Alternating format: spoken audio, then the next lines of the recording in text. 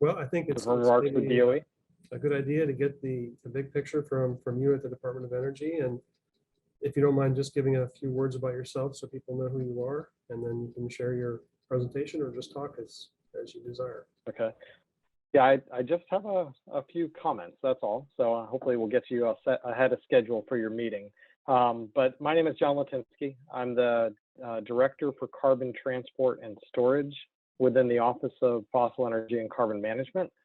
We just underwent a reorganization with our department, so there is a much bigger emphasis on CCUS. We used to have one division on CCS, now it's been broken into three. So we're focused into carbon transport, point source capture, carbon dioxide removal, and storage. But we also have two other divisions. I think the other one that's of importance and relevant to this, the team that's working here today is our hydrogen and carbon management program. So if you notice, there's been a big shift over the last 6 months with the new administration, and really, focused on the need for decarbonization of the economy. And however that's going to happen, and there's no one solution that's going to fit all the different, regions or states or communities within the United States. So a few months ago, or last year, we had sponsored a project looking at the Four Corners, and we realized that the decarbonization of the Intermountain West was really going to be a challenge with the relationship that all of these states have. One with the fossil fuel industry, but also the fact that many of these states are exporters of energy to other neighbors and friends to the states to the east, to the west. And the need to actually address decarbonization is going to be different between each state. So I really am excited about the fact that New Mexico Tech and a number of the other universities through this Intermountain West project are coming together to discuss, what's the potential, what's the pathways that you see, from the community level up to the state level of decarbonization. That's going to include, carbon capture and storage. Maybe it'll include carbon dioxide removal technologies, transitioning to hydrogen and what that infrastructure and build out is going to look like, so you can decarbonize the electricity sector and the industrial sector. Leveraging some of the biomass resources that we have, waste biomass, and even plastics and other waste materials that you could gasify and make hydrogen. But you could also integrate CCS with those activities to actually decarbonize and get to negative emissions in some operations. All of those technology approaches really haven't been looked at holistically in terms of how you would implement that. And I would say at DOE we're as guilty as anyone else in terms of we're sometimes a little stovepiped. But this project and a few others that we're sponsoring around the United States, in Appalachia and a few other regions, are really looking at looking at a holistic look of all these approaches, but building up, from, what the communities see as the impacts, the concerns, the opportunities, the benefits, to inform the models and the assumptions on how this entire region might, actually decarbonize. We're just the supporter. You're really the actors here, and we really appreciate everyone's involvement. Everyone's commitment to activities like this. This really wasn't necessarily our idea. We're just the supporter and hoping to catalyze this that'll essentially make changes in the future. It is important to understand that as we make this transition, it'll be all hands on deck. And as you start looking towards what's actually going to be built, in terms of infrastructure to decarbonize, whether it be renewables, whether it's leveraging biomass or hydrogen or CCS, it doesn't matter. All of those playing together is going to represent a monumental shift in terms of our energy infrastructure and industrial sectors. So again, great things start with meetings like this and getting people together to actually build the relationships. We look forward to the results of your efforts in the broader Intermountain West study, and we hope that all of your efforts, you find some benefit in it, and we appreciate the time you've taken and appreciate the opportunity you've given me to talk through kind of the importance of DOE of this project. Thank you.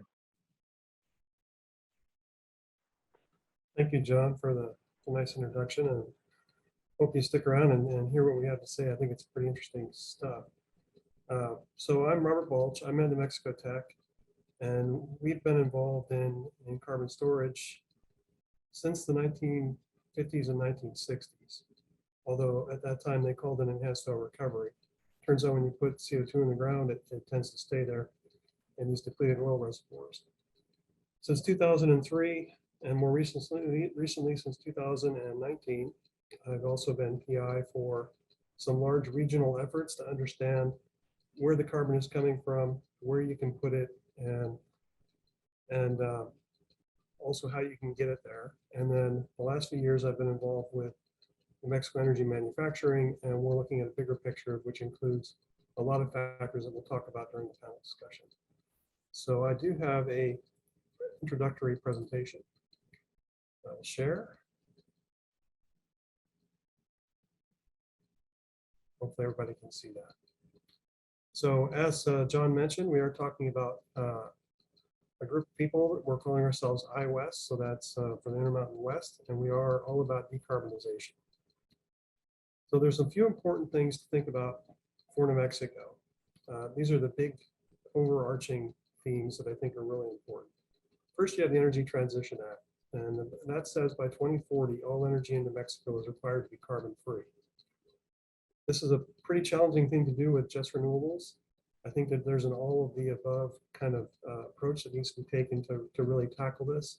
And hopefully we'll show you the components that go into meeting the ETA during the course of this meeting today. New Mexico also has a dependence on revenue from oil and gas. As much as 40% of New Mexico's budget comes directly from oil and gas royalties.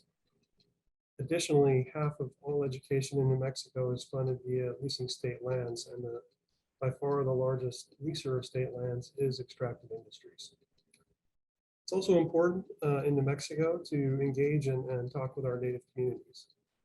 Each coal plant that shut down the Four Corners is, that's a good thing for carbon emissions, but it also costs jobs in those native communities, and we want to figure out a way to include those communities in the transition so that they can reclaim jobs in newer, cleaner industries. And finally, you want to transition workers. If you do manage to decrease the dependence on fossil fuels, and that's where we're all headed, you have about 100,000 high-paid workers in oil and gas in New Mexico. You need to repurpose those. And some of the things don't take very many people. The renewables are kind of set it and forget it with a little bit of maintenance. But if you talk about larger industrial processes, things like a hydrogen economy or carbon storage, you need exactly those kind of workers familiar with the subsurface to accomplish these goals. So the plans for the Agi West workshop series over the next few months is to leverage our existing assets in energy research, including industry. New Mexico is an early adopter of renewables at good sized scales, so we're ahead of the game compared to many states. We also have a long history of carbon research. Like I said, at New Mexico Tech, that goes back many decades and very focused on carbon storage since 2003. We have a long engagement with policymakers and regulators in the state and also in the federal government. And there are those connections with extractive industries that may be trying to clean up their act, make their fuel and energy carbon neutral. During the course of the workshop series, we'll also reach out to leaders in impacted communities, places like Farmington, the Navajo Nation, and down in the Permian Basin, and have a big focus on what transforming energy in the state means for jobs. So you'd like to see continued development of industry, healthy jobs, and good salaries in those communities as we go forward. So it's not just getting rid of something, it's transforming something. And an important component of that is to establish outreach pathways through web resources, white papers like the one that Bobby will talk about in a few minutes, newspaper articles, et cetera, to get the word out. Some of the topics that we'll cover are the roles of renewable energy. It's obviously going to have a very big part to play. The necessity of long-term power storage at utility-size scales, power management and smart grids. And then hydrogen, which can be created from natural gas, will also result in a need for carbon storage. So if you take methane and water and heat, you can convert that to hydrogen and carbon dioxide. The advantage there is you can store that carbon dioxide and make the burnable fuel that you do need for a number of applications carbon neutral. We also want to study and understand the technology readiness levels of related technologies to get us through the transition. This is going to focus on safe and practice mature technologies that can create business opportunities. And by TRL, I mean a TRL of 0, for example, is you're writing something on a napkin at the Pancake House, and at level 9, you can buy 1,000 of them on Amazon. And everything in between is a different level of development. And then that effective outreach. So really have to cross a lot of different opportunities, YouTube, websites, public meetings and forums, op-eds, etc. The good news is, I think that New Mexico is really well positioned for the ETA. We have our 3 research universities, New Mexico Tech, New Mexico State, UNM. We have 2 national laboratories, Los Alamos, Sandia. We have active and engaged NGOs and a strong public interest environment. And we also have industrial consortia, groups like the New Mexico Manufacturing Consortia and the Four Corners Economic Development Council that are interested in being proactive and approaching these problems from a economically beneficial point of view to the state. And finally, you can't understate the importance of any active and engaged politicians. Some of the things that we need to do to meet the Energy Transition Act are going to have changes to regulatory environments and ways that we look at energy as general. So I think the most important takeaway for me is that we have an opportunity to make the state a leader and also a winner, an example to other regions and how to manage resources and environment as we approach 21st century energy balance. All right, so for this first webinar, we'll have a round table discussion by authors of a set of white papers on the energy transition, overview of the current state of renewables in the state of New Mexico, a good look at hydrogen and what it can mean for the state, and an impact of energy policies on Native communities. And in the future, we'll become much more technical. Today is more of the 10,000-foot view. And as we go to different parts of the state, we'll be able to address technical questions in more detail. And finally, the Agi West and the next part of that has a goal of contributing to an overall Department of Energy report on decarbonizing mountain states. So that is what I have for an introduction. I will introduce Bobby Williams, or let Bobby introduce herself, and she's going to run the first part of this meeting, which is a panel discussion.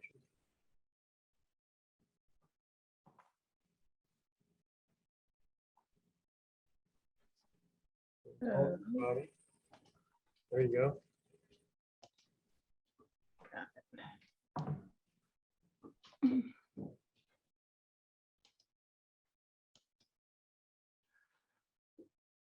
Hello, everyone. Robert asked me to give you a little bit of an overview of about the organization that we're both a part of, New Mexico Energy Manufacturing.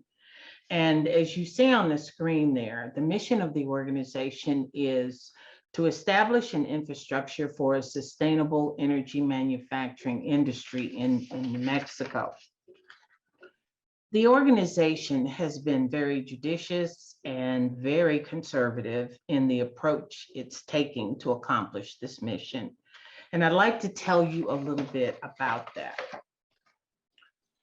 We were founded in August of 2019, and it was amid all of the conversations that were going on around energy and climate crisis. And as the voices were amplifying as to what some possible solutions could be within these conversations, it became very clear to us that New Mexico Energy Manufacturing should probably become the facilitator of sustainable energy manufacturing to promote clean energy and a healthy climate.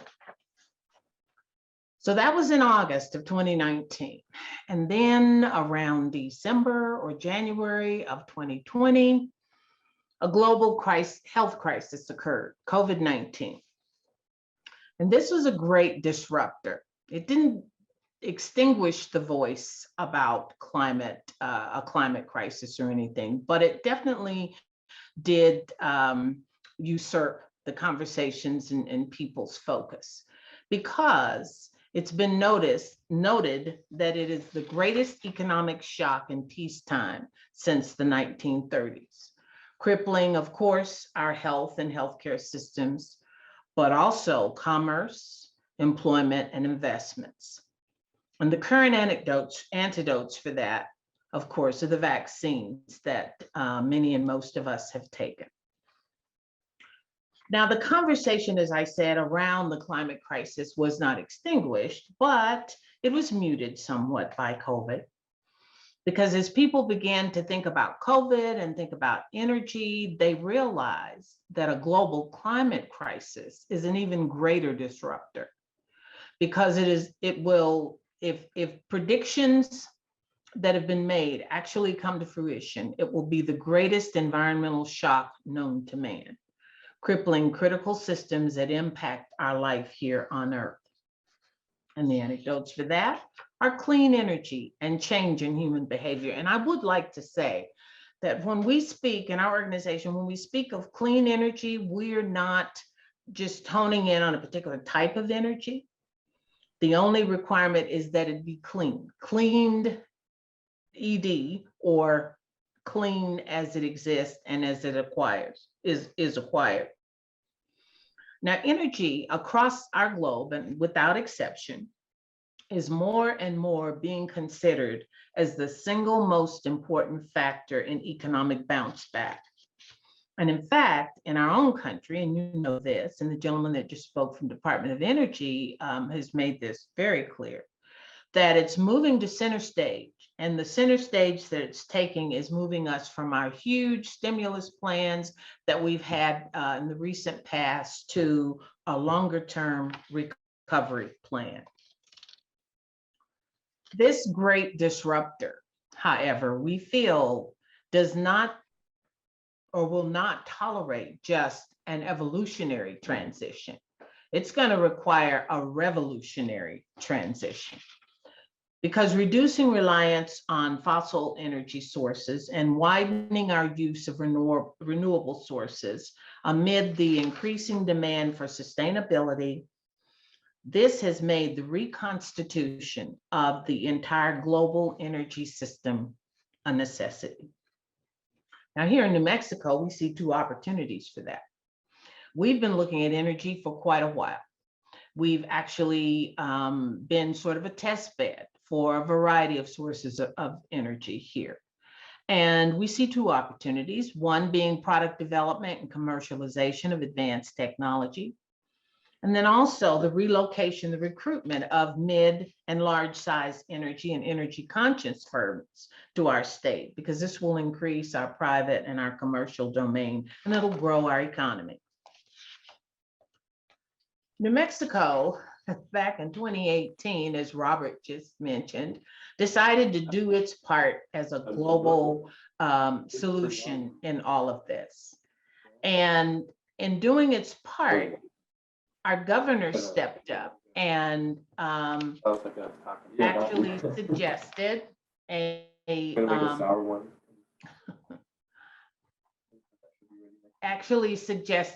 the New Mexico Energy Transition Act, which says that the goal for the state will be to receive power from 100% renewables by the year of 2045.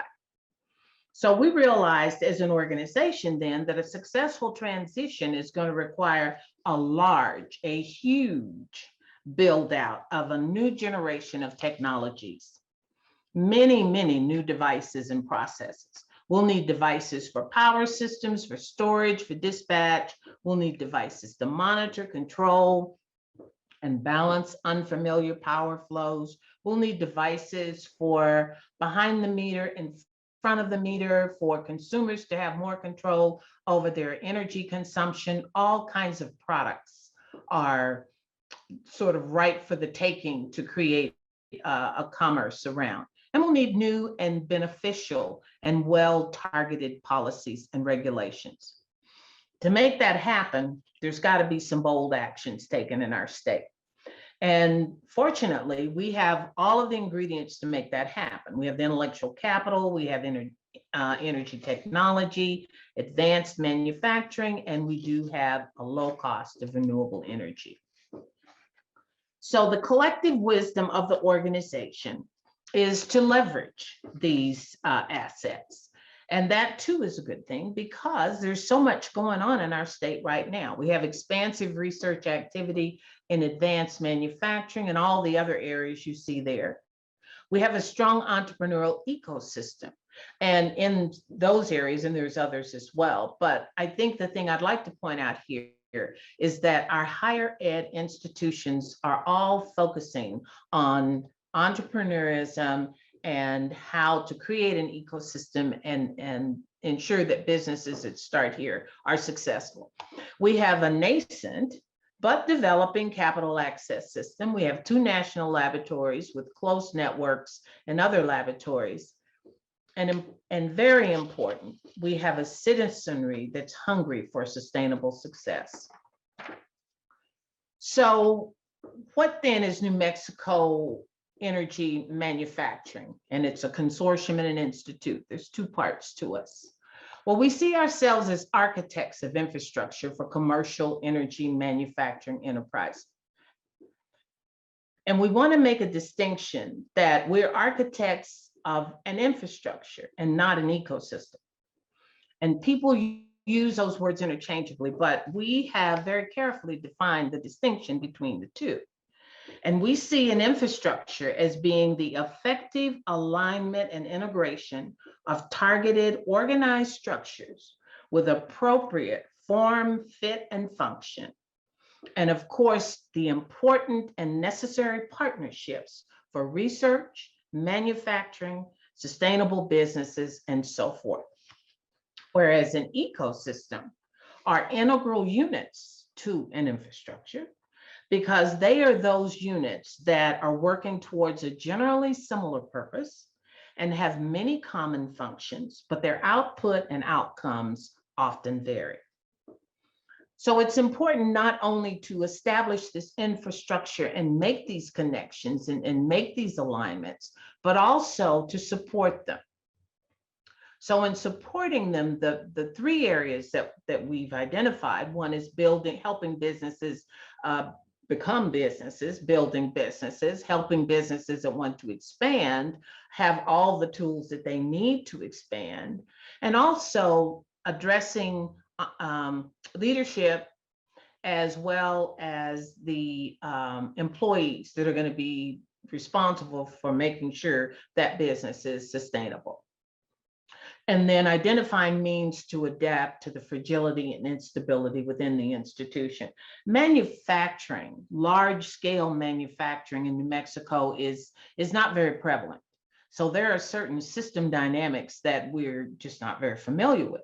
So understanding how to adapt and negotiate and manage those is going to be important, and the risks that are inherent in all of that. And of course, there's cultural sensitivity, and there are certain institutions that have to be considered.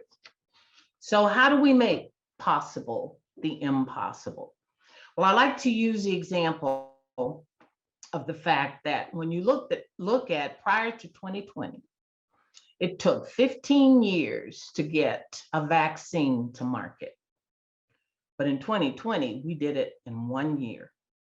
That is an example of a revolution, and it is an example of how to make possible the impossible. So our purpose is to create more advanced energy technology faster, to aggressively champion advanced manufacturing, because that's the enabler. The face of manufacturing is changed. I won't go into the details, but most of you know what's going on with additive and 3D manufacturing. To start, enhance, recruit more energy businesses, and to develop personnel to sustain those businesses. So when we look at all of this, and as a bottom line, we look at our purpose, our actions, our outcomes from a systems perspective. We're looking at having the right technology, which just means it's appropriate for the market, The right businesses means ones that are being developed to grow to be healthy and sustainable. The right leadership means having capable and fitting people in the C-suites and the ones making the business direction decisions. And the right employees, of course, are those that are well-trained and culturally adaptable.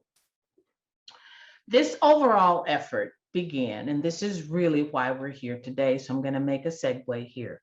This overall effort began by tapping into our research ecosystem and bringing together subject matter experts from Sandia Labs, Los Alamos Labs, New Mexico Tech, UNM, New Mexico State, private industry, and other relative entities. And as participants from these areas came together in a project, or participants did come together in a project of the New Mexico Energy Manufacturing called the Advanced Technology Cooperative. And we call it ATC for short. And 4 areas that we felt were defined power systems in the world were identified, and 4 self-selected or group-selected leaders emerged. And those leaders and their groups were asked 3 questions. The first question was, what are major challenges in your particular area that could possibly prevent New Mexico from reaching its energy transition goal? Second question was, what do you feel are the 3 most likely technologies that could address these challenges? And then finally, which among these technologies are most likely to provide the best opportunity to be commercialized in New Mexico? So that's a good segue. I have part B here in a moment, but I want to thank you for listening to an explanation of New Mexico Energy Manufacturing. You have our website there at the bottom. There's a little bit more about what we do and what we're trying to do on the website. And you'll also have an opportunity to see the collection of white papers that were the result of the work that was done by these groups. In fact, the outcome of these engagements were a series of white papers. So they're independent papers that we subsequently subsumed into this one paper. And we call it Energy, the Power to Transition New Mexico's Economy. Additionally, I would also like to show you the list of folks that participated in this. As you can see that there is a very broad group of people from the places that I listed that were responsible for all of this wonderful work that took place. And I'd like to always say thank you to them again.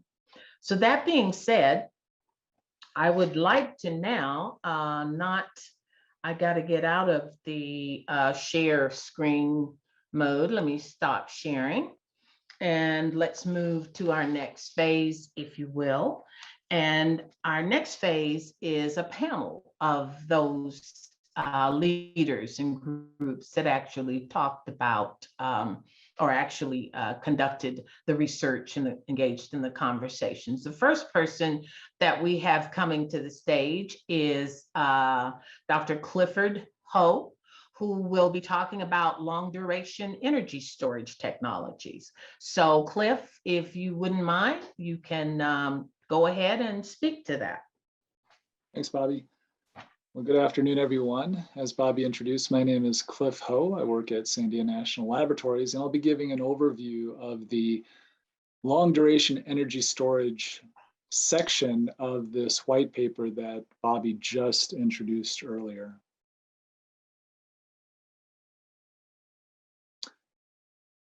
I'd like to also introduce or acknowledge the participants in this working group that Bobby put together.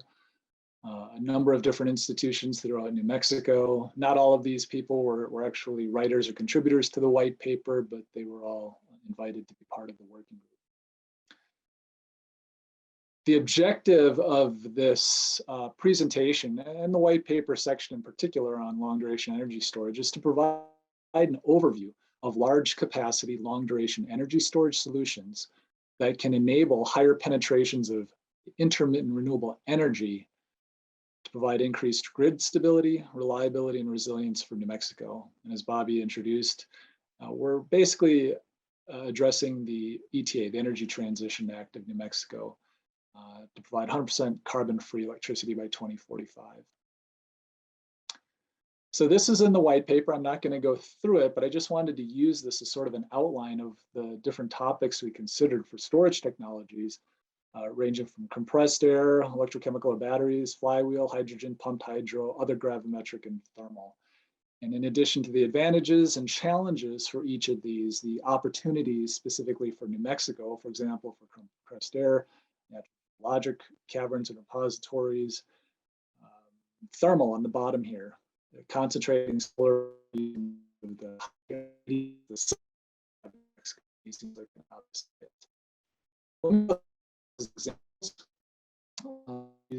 Storage technology, obviously the most in the United States, all over pumped hydro. And just quick electricity, pump water, optimizations, gravity to spin.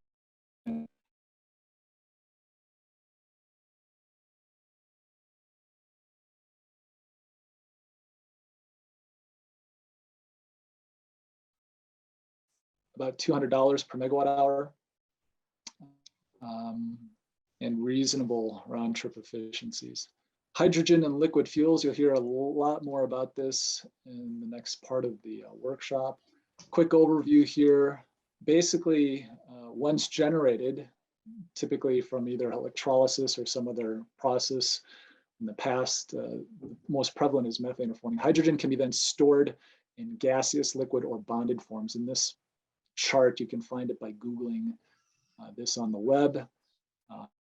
Basically, get a physical-based or material-based storage methods where you can either bond the hydrogen or absorb it onto a material.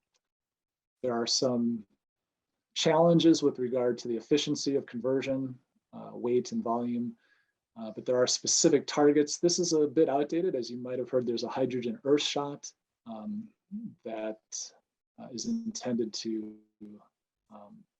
produce hydrogen economically by the end of the decade.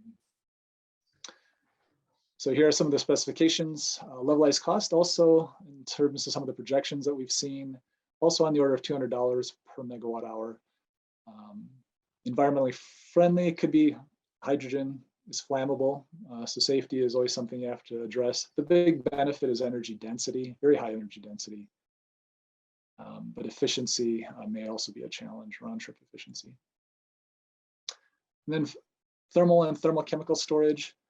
You can have sensible storage where you store the energy in terms of a temperature difference in media. Molten salts is something that's conventionally used. We're also looking at storing it in solid particles. You could use phase change materials of latent heat to store energy, give it a boost in addition to that sensible temperature change.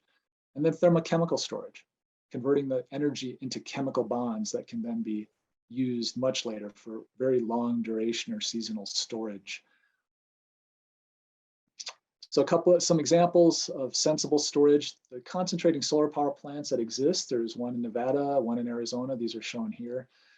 And this provides, each plant provides a significant amount of storage, a gigawatt hour, on the order of a gigawatt hour or more of storage, which is very substantial compared to typical battery type plants. Latent, there's something called high-view liquid air energy storage. You can Google that, check that out. And then thermochemical, this is more nascent. There aren't any real commercial facilities, but again, it holds a lot of promise for storing that energy in bonds for long duration storage. And some of the specs here for thermal storage, comparing solid particles and molten nitrate salt. Notice the levelized cost can be significantly lower than some of the other technologies. The other ones were on the order of $100, $200. The use of thermal storage can be very cheap, but there are some challenges with regard to heat losses, decomposition. And then finally, electrochemical storage or battery storage. For long duration applications, a flow battery is applicable, where you have the electrolyte or the amount of energy that can be stored separated from the actual electrodes or the power capacity that can be generated basically these electrolytes float through membrane between two electrodes to generate electricity, but these tanks can be as large as you need them to be. So that dictates your total amount of energy stored and your duration. And I'll end on this last slide showing, you may have heard something on Form Energy. So Form Energy has an iron air battery. It's basically reversible rusting. You have iron and air electrodes and a water-based electrolyte. You basically oxidize the iron, create rust that liberates the electrons for electricity production. And then when you charge it with electricity, you liberate oxygen and you create back the metallic iron. Now, this hasn't been commercialized yet, but this shows promise. There's been a lot of marketing on it. 10th the cost of lithium-ion batteries. This is all on their website. 100 hours of duration, 100 plus hours, modular and scalable, safe, no thermal runaway or heavy metals. You know, if this becomes reality, you know, this is the almost the holy grail. So basically, in summary, we've talked about a number of different long duration, bulk, large scale energy storage opportunities. And again, I refer you to the white paper that the report that Bobby mentioned is available, should be available soon, and how some of these storage technologies can be tailored or have some good opportunities for New Mexico. With that, I'll turn it back over to Bobby. Thank you, Cliff. So next, we'd like to bring your attention to the fact that the only true free market and largely unregulated portion of the electric power system is found behind the meter in people's homes and in their businesses. If proper tools are unleashed in this portion of the power system, the potential value to the U.S. electric grid could be upwards of $13 billion per year. Dan Ccus from New Mexico Energy, Minerals, and Natural Resources Department, Emert Ford, will discuss how this value can be achieved and new opportunities. Thank Bobby. I don't know if I got this. Can everybody see that, or is that not coming through? We can see it. Okay. And you can switch to the full screen too. Okay. Does that work? Yeah. Yes. Okay. So yeah, I'm Darren Ccus. I'm with the State Energy Office. People know it as the New Mexico Energy, Minerals, and Natural Resources Department, but we're the Energy Conservation and Management Division. So we're the DOE funded State Energy Office for the state of New Mexico.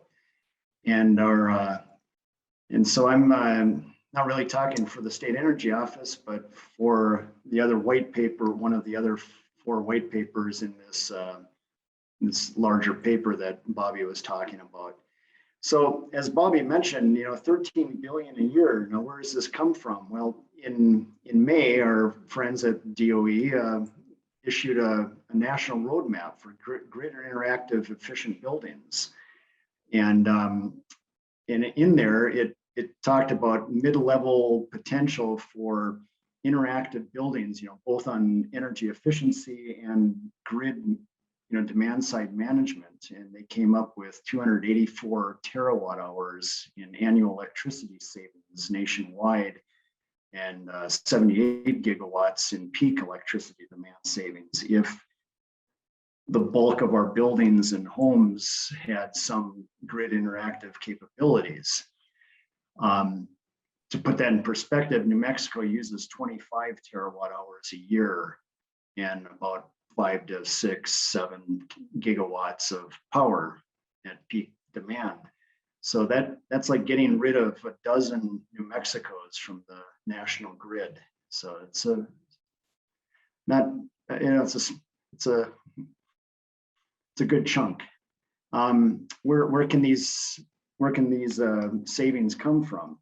You know, there's multiple ways to save, which is the good old-fashioned energy efficiency, changing out our old Edison light bulbs for LEDs, That can not only reduce your peak load, but also reduce all loads in general. So better insulation on your buildings, and that's really the focus of our state energy office is energy efficiency. And so there's a lot of ways to just reduce that load as we move forward. The more there are of us, the less we need to use individually.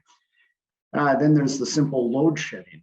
A number of you might be on the PNM saver switch system that shuts off your air conditioning during the peak season. And before COVID, you never knew it happened because you weren't home during peak periods. But now you feel like Larry the Lobster in the cook pot, and you're wondering why you signed up for it. But those are certain programs and ways of cutting that peak load. We're also working with the Albuquerque Public Schools and putting a large battery system so that they can shave load at one of their high schools during the peak period for 4 hours at a time. Then there's load shifting, using that energy capacity that you have built into your building, that inertia, that energy inertia that you have. Either it's preheating your water. New Mexico State University has ice storage that they use for shaving their load. They use the load at night. They freeze the water at night when the price is low, and then use it during the day to cut their peak. Other tools such as batteries and smart inverters can help modulate and actually provide grid support through frequency and voltage regulation. And then there's just the pure solar generation, or other generating facilities that behind the meter that we use to offset our load, our total usage every month. But all of these products require some sort of control system and electronics and sensing, and to talk to those systems and know when to throttle, when to go on, when to turn off. And so basically this graphic is showing you where the grid comes in. You have all these control systems, you have your resources, and then you have your loads in your building. And how do you manage that? How do you batch your energy needs for your building to match the needs of the grid?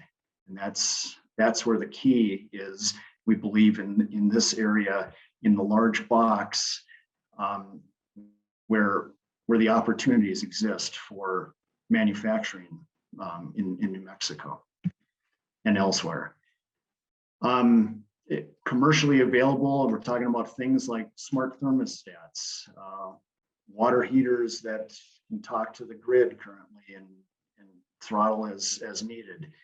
Other window shading attachments and things that could be leveraged into viable energy savings, either on peak demand or just flat out energy efficiency. We think a lot of the opportunities, though, are in these, not so much what's commercially available now, because that's already potentially a saturated market, although I'll talk about how that market could grow substantially. But in these pilot and limited availability areas, and in the development state, places that are in development, those are where the true opportunities lie yet for new manufacturing in New Mexico, we believe. Commercially available, you could also have battery storage, small battery storage packages or other things like that. Frankly, if we all start buying these electric pickups, they can run your house for a week to 2 weeks. Certainly my house can. So that provides another level of support for demand side management. Other areas in the residential sector, these have the different areas in the residential, commercial, and large commercial.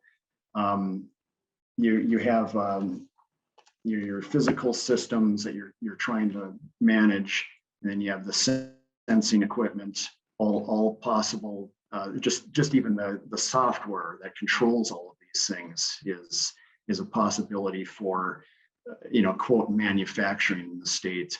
And then you've got your local communications and control that are on the device, and then your supervisory controls that actually talk to the grid and sense when that pricing signal potentially from the utility is right for it to take control of the local systems and throttle them appropriately. So those supervisory controls might be at the microgrid level or at the larger building level to control individual pieces of equipment. Just stepping back for a minute, why do we need load management? Here, I like to go to EIA. I'm kind of a EIA junkie, so I grab these graphs every once in a while. And you can see this is just a typical week in early September for PNM. And, the demand and the demand forecast is pretty good. They hit it pretty well. But that generation, it's bouncing all over the place right now. And so then they have to trade, do a little bit of interchanging with other states on their system with Colorado and Arizona to balance it out. And, some of that variability in generation is due to wind and solar. You can see the wind or the solar tracks pretty well, at least in the summertime with the demand. It goes up when the sun's up and goes down at night. That wind is all over the place. You can't really always predict when that's going to happen. And so there are ways on the bulk power side to level that out. But we're getting in this realm of if we don't have a lot of direct control over our generation, then should our demand, our load side be the thing that we control better and let the other have its way, I guess, to some extent. So we're used to supply always following load, and it may be a time to start rethinking that thought process. Anyway, so in California, they certainly are on top of this. They think that's definitely something that should be part of their residential building code. And this is Appendix 8 out of their residential compliance manual. And they say demand response is an increasingly important function of buildings as distributed energy resources become more common and customers have access to time of use electricity rates and incentive programs designed to encourage demand side optimization. That's great where they do have those time of use electricity rates and incentive programs. New Mexico, we're a little bit behind the dime here. We're still trying to get advanced metering infrastructure installed in a lot of our investor-owned utility areas. You can see on the left, this is another table from EIA. 2018, New Mexico, these are the net metered facilities. So everybody most of this is rooftop solar or ground mounted solar at a commercial site or industrial site. But you can see there on the top, Public Service Company of New Mexico back in 2018 had 132 megawatts of behind the meter distributed energy. Latest number, they're over 225. So they've almost doubled in 3 years. They are processing 500, well, they're adding 500 net metered customers a month right now. Part of that is our tax incentive that went through for rooftop solar and behind the meter installations a couple of years ago to offset some of the declines in the federal tax credit. And some of it is just a realization, the pricing of those systems. On the other side, you have time of use pricing, and that almost is non-existent in New Mexico. We've got a couple of the co-ops that are doing pretty well with that, have had some good trials with that, but the larger utilities just kind of dipped their toe in that, really haven't gone very far. And we did a survey for a grid modernization project last year, and got some numbers from PNM and Southwest Public Service, Xcel Energy, and all of their demand side management programs have less than 10% adoption rate by their customers. So there's plenty of room for increasing, even with the programs that are, there's plenty of opportunities to expand those programs moving forward. So just quickly, final points. These technologies control, on the demand side, can solve important gaps in the infrastructure. Demand of these products, it is a free market behind the meter. We're not regulated individuals in this market. We're under-regulated, a highly regulated and monopolized cap on top of us, but underneath that, it's a free market.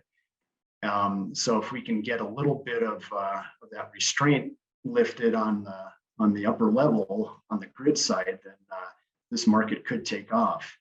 And we definitely, like Bobby has said, we definitely have the people and the tools in the state to kick something off like this. So I'll leave it at that. Thank you very much. Thank you, Darren. All right, next up, we have Stan Etcity is actually on our agenda, but he has a substitute today, Dr.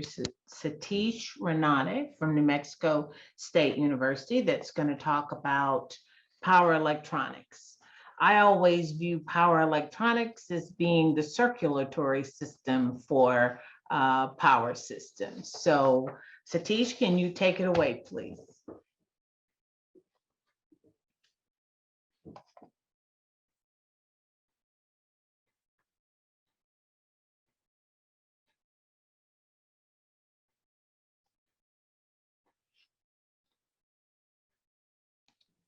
I think she might be muted.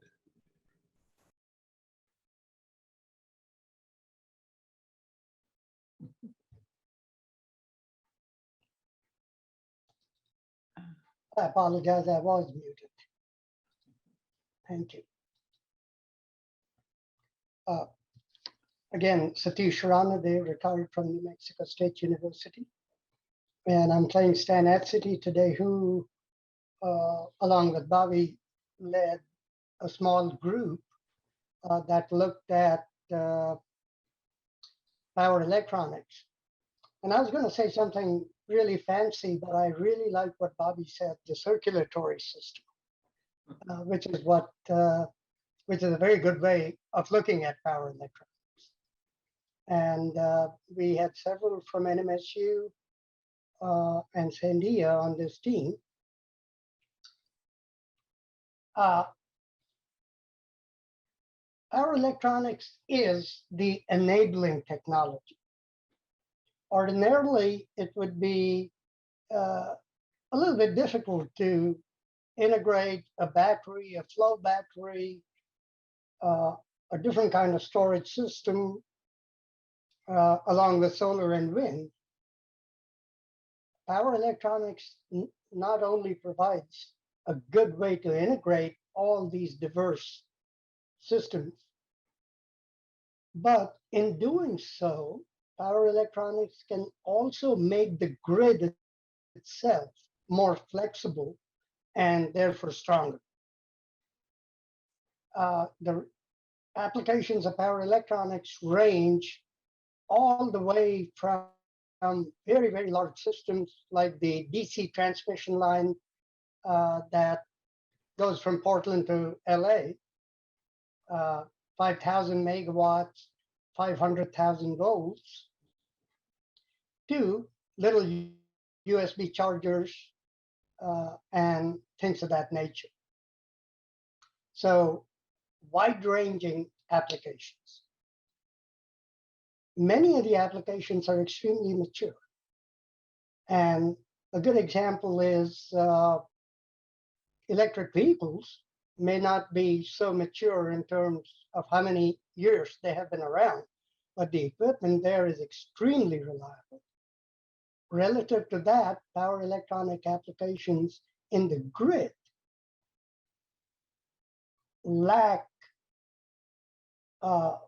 numbers. We use them, they're one-offs, and the challenge is much bigger. You look up and see a rusty transformer on the pole that's been around for 30 years. And you wonder, can that be replaced by power electronics? The answer is yes. But there just hasn't been enough application in the mid-range areas of the grid. And so there are several areas in power electronics that could provide great opportunity in New Mexico. One of Stan's slides, the opportunities are in a variety of ranges, everything from materials, which New Mexico is very good at, components, component manufacturing, devices, capacitors, inductors, putting together subsystems. Let's say we were to install 100 power electronic systems in the multi-megawatt range in New Mexico. How do we ensure the reliability? Can we replace at a subsystem level? Can we manufacture subsystems in New Mexico? And then systems, of course. We've talked a lot about storage and other things already. All of these would require power electronics. Essentially, power electronics takes energy in some form, electrical usually, from an input, and then massages it and puts it out in the right form to whoever needs it, whether it's a demand point, a grid, what have you. It's a very large market, projected to be 38 billion, and I think it'll be, if we really start installing large storage systems, even larger renewable plants, it could be a much bigger market in the next 10 to 20 years, and certainly would help the Energy Transition Act as an enabling technology.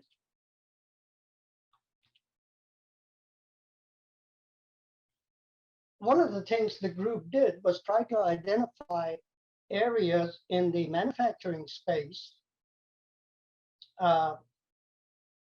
where New Mexico could play a role, because we had the R&D expertise, manufacturing expertise, and a workforce that can be trained for the kind of skills needed. At the component level, we could be building components required for power electronics, high frequency transformers, capacitors, sensors. Then picking up on what Darren had talked about, once again, power electronics is the enabler. So if you want a more controllable HVAC system for a building, the route is through power electronics.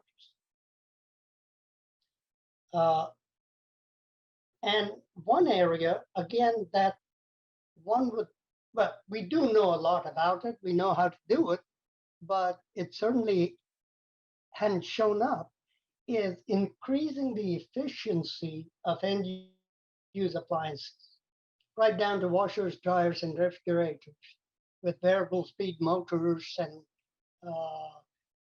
variable flow refrigeration. That could be a very big opportunity in New Mexico. But coming back to the several 100 megawatt scale of power electronics, I truly believe that if New Mexico were to commit to both the development of renewables and then the attendant requirement of storage systems, starting with short term and moving on to long term, that immediately creates a local and regional market where New Mexico could play a big role, both in things like storage systems, as well as the power electronics needed to move the effort forward. So it's pretty exciting. And I'll stop there and turn it over to Bobby. Thank you very much. Thank you, Satish. And last but not least is our project lead, Dr. Robert Balch, to talk about carbon capture, utilization, and storage. It's been identified as a critical path for meeting our 2050 climate goals by government, non-governmental agencies, industrial stakeholders, and so forth. And today, Robert from New Mexico Tech will discuss what CCUS means for New Mexico, based on more than 15 years of experience in carbon dioxide storage and regulatory requirements for carbon dioxide storage. Robert? Thanks, Bobby. And I hope what we're presenting to people today is sort of an all of the above approach. This is a huge problem, and it's going to take a lot of different things to tackle it. So carbon capture, and I have the utilization there in parentheses because you might use some of it, but primarily you want to store it. You want to take it from the atmosphere or prevent it going to the atmosphere and put it somewhere else. And that's usually geologic storage because of the huge volumes. It's a little different than the other topics. This is a very mature area of research. Department of Energy has been funding these kind of projects for 2 to 3 decades. We understand the mechanisms for carbon capture. We understand the storage mechanisms. We know how to operate, install, build the equipment. A lot of it you can buy off the shelf today. So the bigger thing to talk about when it comes to CCUS is really stakeholder engagement and getting people to understand what it is, why is it important, and then how can you do it. So I'll start out by talking about the what. So when we talk about CCUS, we mean carbon capture.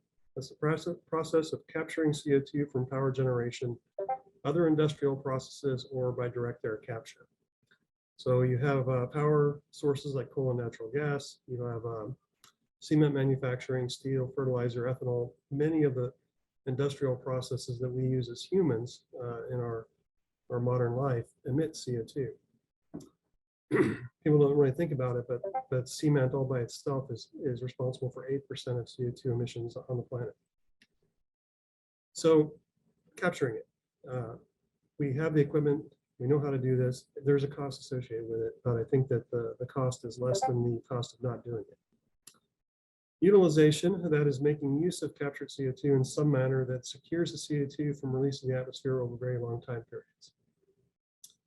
Traditionally, this has been enhanced oil recovery. You put CO2 into the ground, in a depleted oil reservoir, you get a little bit more oil out, but the CO2 becomes stuck and is lost in the reservoir and doesn't come back out. There's also biogenic processes and other chemical processes like advanced cements. Biogenic might be stuffing CO2 into greenhouses to help plants grow, algae for biodiesels, etc. And you can make cement and other plastics and other things from CO2 as well. But the volumes that you're talking about there are dwarfed by the volumes that we're trying to handle over the next 20 to 30 years. So this is where storage becomes important. And that's the process of basically sequestering or putting the captured CO2 into long-term storage.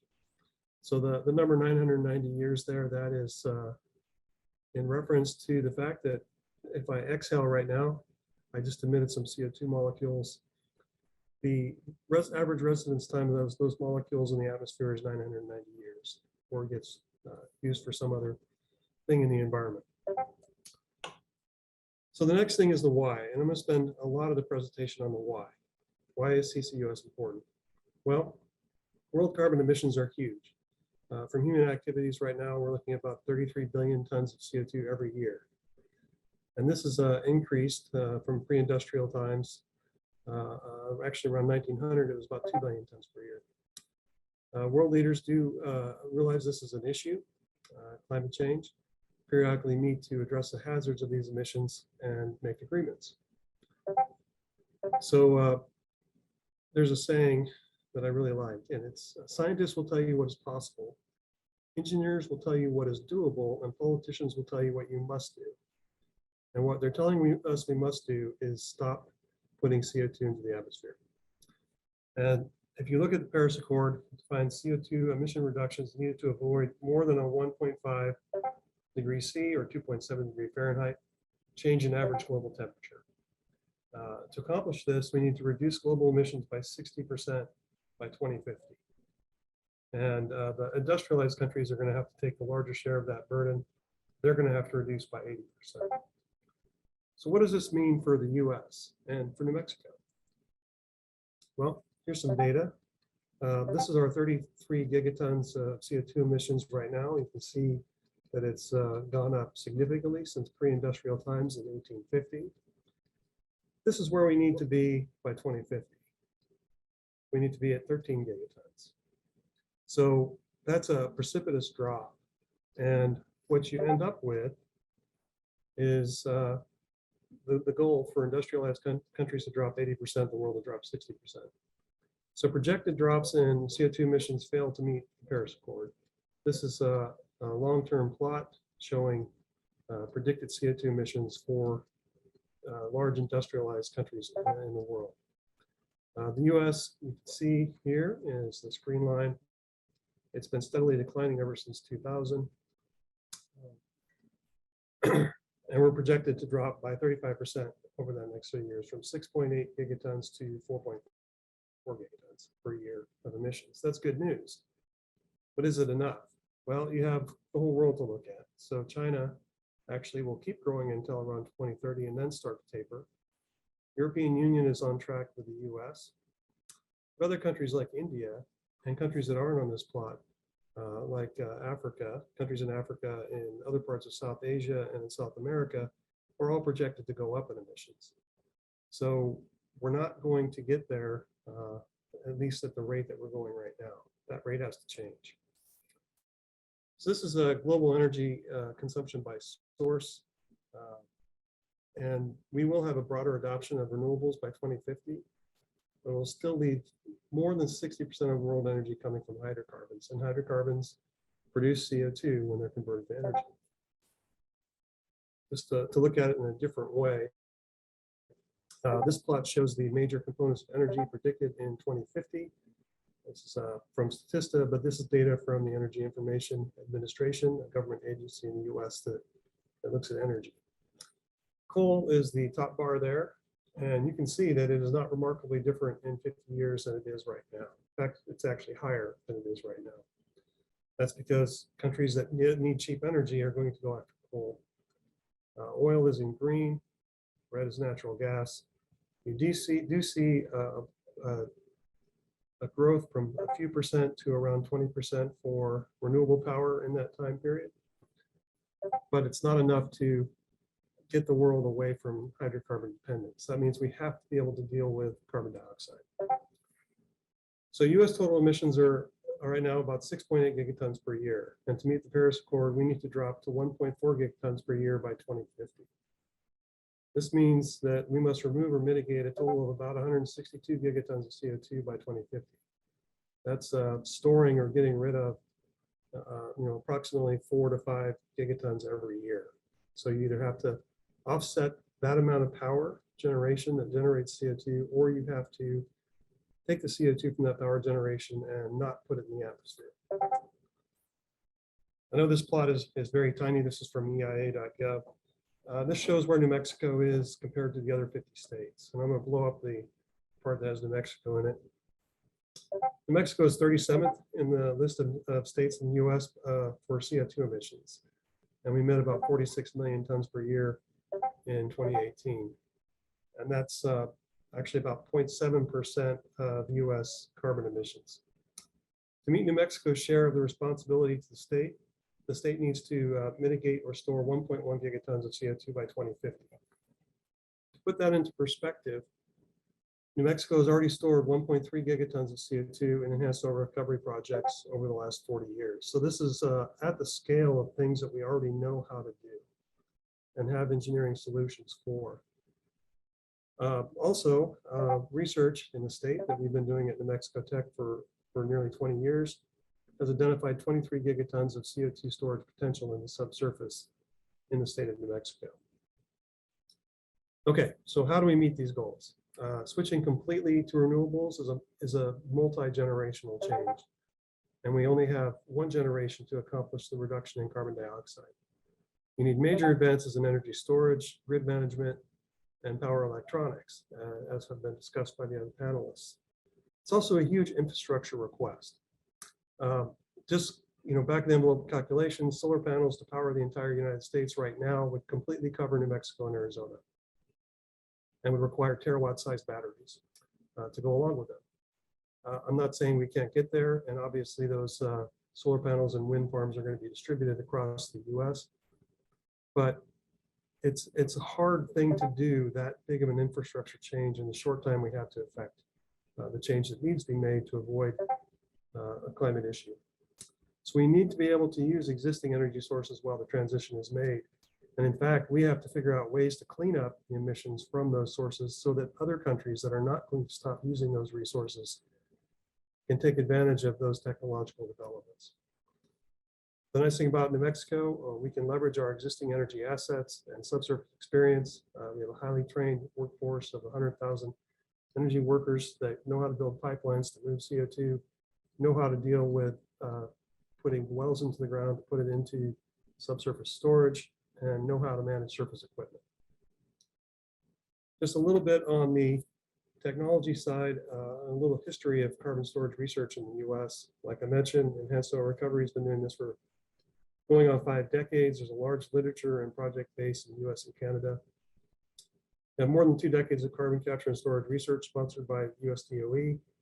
And that's led to a mature set of technologies that are rapidly scalable to the need of the problem and can be quickly implemented. We can be in storage projects in a few years rather than a decade or 2 decades when it's already too late.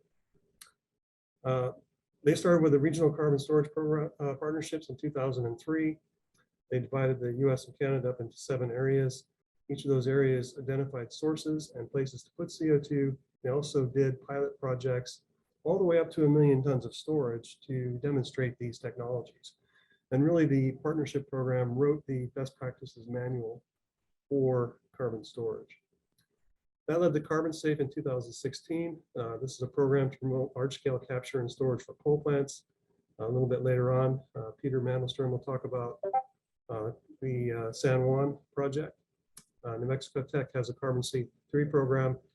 We're helping them identify storage for 7 million tons of CO2 per year. And finally, there's a new regional initiative program that was started in 2019. The DOE is trying to leverage all of the knowledge that's gained from previous carbon work, along with tax credits like 45Q for geologic storage of carbon dioxide. So New Mexico Tech is leading an organization called the Carbon Utilization and Storage Partnership in the Western US. We have 15 projects right now in the Western US, and just in New Mexico have projects coming online in the next 1 to 3 years that will store an additional 3 million tons of CO2 in the state. This is what the new regional initiative program looks like. Like I said, the CUSP is ran by New Mexico Tech. We have partners in 3 national laboratories, a lot of universities and research centers throughout the Western US. And here's a kind of geographic distribution of active CO2 storage projects that are in development right now in our region. And you can see that there's a number of those, 4 actually right here in the state of New Mexico. So I will stop there. And Bobby, how do you want us to handle the panel discussion? Well, I think we'll just open up the floor for questions, and I would ask people to put their questions in the chat. And Colleen, if you would help me manage them, I'm not real good at paying attention to all of this. But I do recall Aaron Campbell asked a question, and Aaron, if I don't get this right, please correct me in the chat. You were asking, can you speak on policies at the state or local level that support or make it difficult to operationalize CCUS in New Mexico? Robert, so that's a question for you. Sure, I can talk about Class 6 well permitting. So to store CO2 in the subsurface, you have very rigorous requirements. It needs to be done safely, securely, with no hazard to human health, environment, water resources, etc. The Class 6 program is administered by the Environmental Protection Agency. That's a type of well that you can use for injection of CO2 into the subsurface. That's a fairly cumbersome process. Right now, those permits can take 1 to 2 years to achieve. You also need to go through EPA for a monitoring, reporting, and verification plan, which basically demonstrates to the EPA that you have all of the correct monitoring equipment, your designs are correct, and you can safely store the CO2. So the Class 6 well program is part of a program they call UIC, and this is the underground injection program from the Water Protection Council. And classes 1 through 5 are types of wells that can be administered directly by the state of New Mexico. And Class 6 right now has to go through federal in this state, but several states have gone to EPA and applied for primacy, which means they can administer those permits, and that streamlines the process. But again, the biggest hurdle to CCUS is not technology, it's not regulatory, it's not even financial. It is public acceptance and a realization that this is a necessary technology. So along with the regulatory, there's little regulatory things we can do to make things easier, but really you want the politicians and the citizens of the state to be behind these efforts. All right, thank you, Robert. The next question is, will you be sharing all of the PowerPoint slides with the listening audience? And I'll try to answer this. I think we need to submit our most current presentations to Colleen, and she can collate those and then send them out to everybody. So I think that's what we'll probably do. Yes, that's correct. Oh, excuse me, Bobby. Also, we are recording this webinar, so the recording will be posted at some point, most likely on the iWest website. So I will check with that and get the details and put it in chat, and also send it out in an email to everyone. Great. Thank you, Colleen. Our next question. Can Dr. Ho speak on the thermal storage potential in New Mexico and around the country, separate from the CSP plants? It was that last part that was maybe the kicker for me. So separate from concentrating solar power, or CSP, which are commercialized, there are a number of CSP plants in California and also in Nevada and in Arizona, if you want to just Google that and learn more about CSP. And it, again, provides gigawatt hours of storage. So I would go with that first. But if you don't have the sunshine, you're not in the Southwest Sun Belt, and you still want to use thermal storage, which does have opportunity, I believe, in terms of really low cost, large scale, long duration, call it big energy storage. There are some efforts to look at heating up the storage, thermal storage media electrically. You could resistively heat that when the electricity is cheap. If you have curtailed energy from renewables, wind and solar, use that extra electricity to convert that into heat. And so you can convert it into heat into media like molten salt, liquid salts, or solid media. And then you'd have to convert that heat back into electricity, which has a relatively low efficiency, typically maybe 40%. So typically, if you have energy in terms of electricity, you want to keep that high availability or value of that energy. But because of the low cost, and there might be some good opportunities for thermal storage using low cost electrical heating. And you can Google another thing. Google ARPA-E days. ARPA-E is the DOE entity, and DAYS is the program. And there's a project called Enduring. They're using particles, thermal storage, heating electrically, and there should be some good information you can find on the web about thermal storage. That's non-CSP. And there's also another one, Malta. Look up Malta. Malta is a Google spinoff. They're basically using something called pump thermal, where you basically use a heat pump to use cheap electricity. Just like a heat pump at home, you're going to basically separate that energy into a hot reservoir and a cold reservoir, use that temperature difference to spin a turbine generator.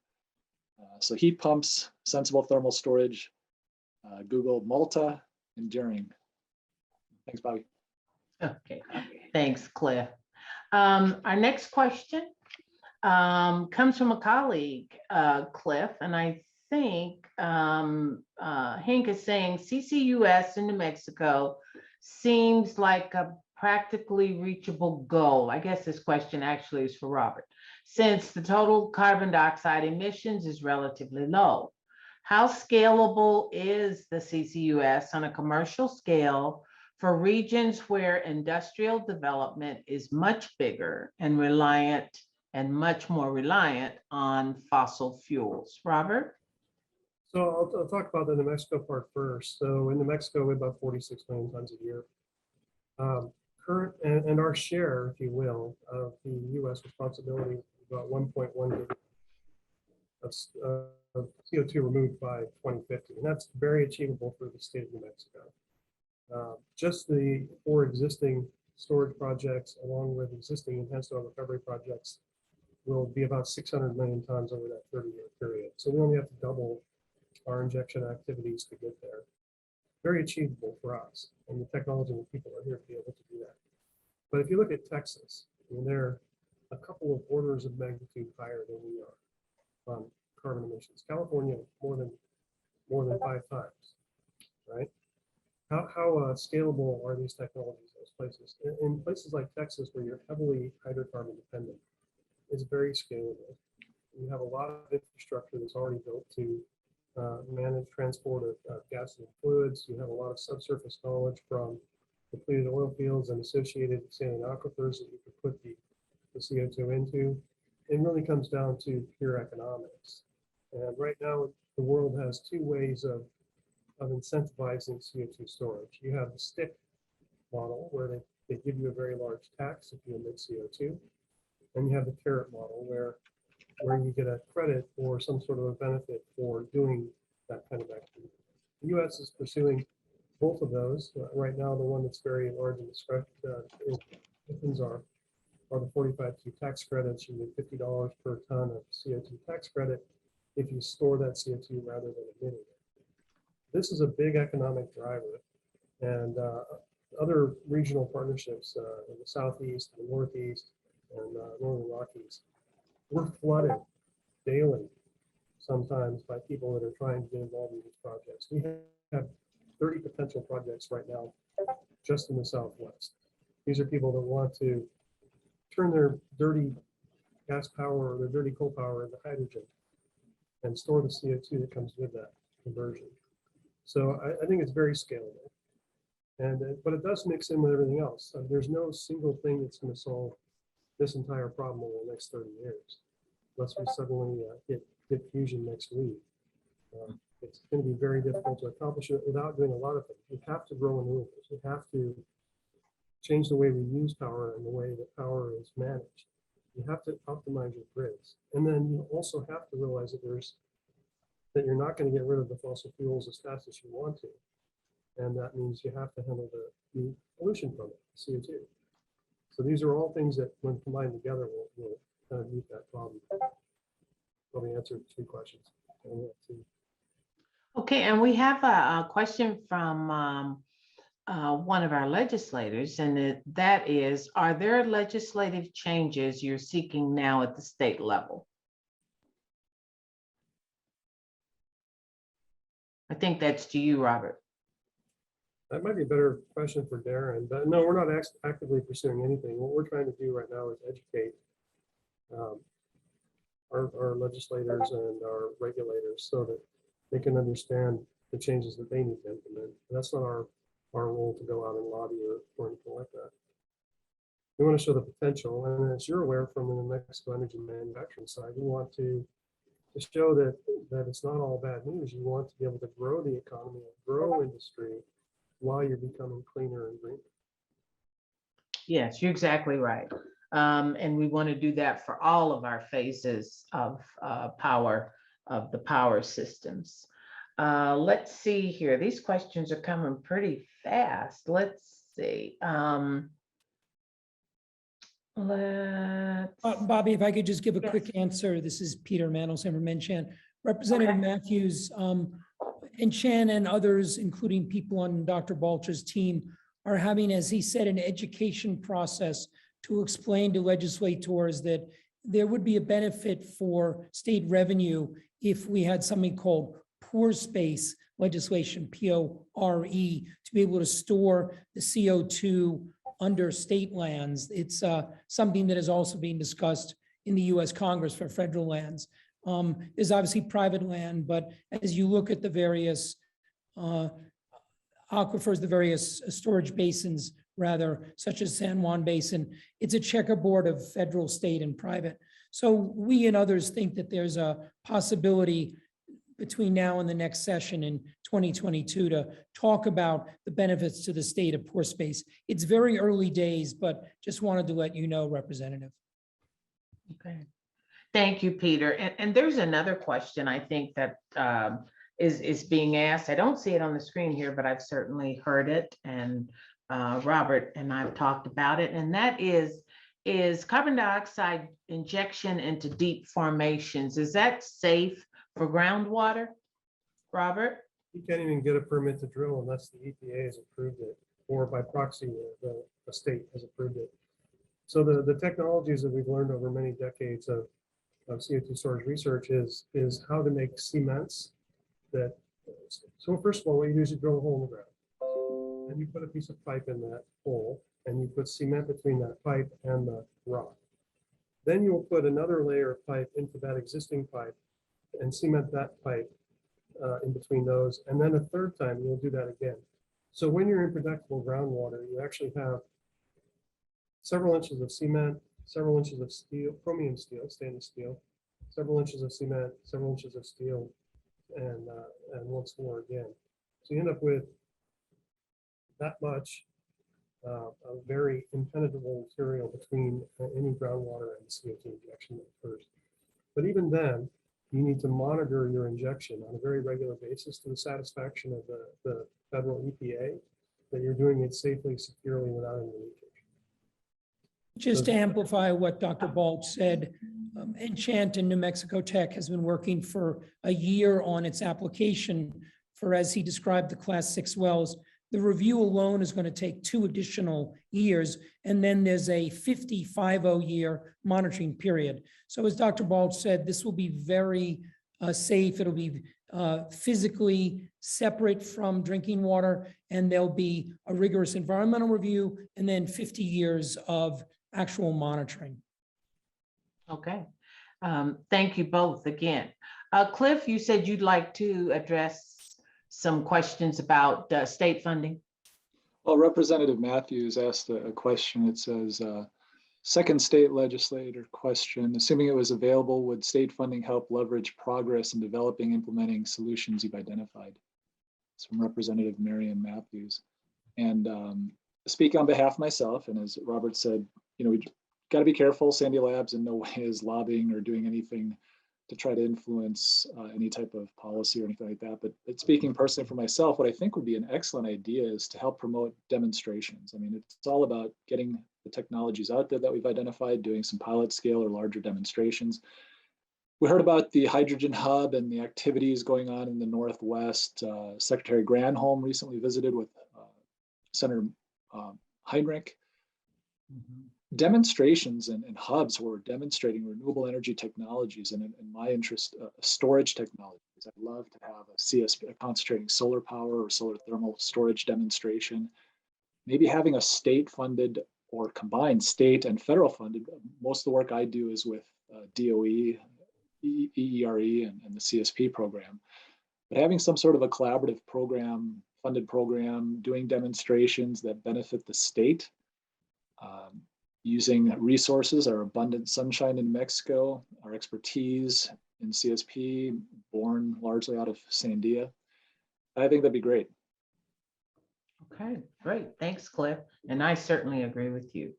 You know, we've gone a tiny bit over for our Q&A session. If there are other questions, just put them in the chat and we'll try to follow up with you later on. But for now, we're going to move on to the next phase of our program here. And Robert, I'm going to turn this over to you. Thank you, Bobby. You did a great job as always with managing this crazy herd of cats from the ATC. So next, we're going to have an overview of what is the current state of wind and solar in New Mexico, and that's going to come from Darren Ziggitt's event. So Darren, take it away.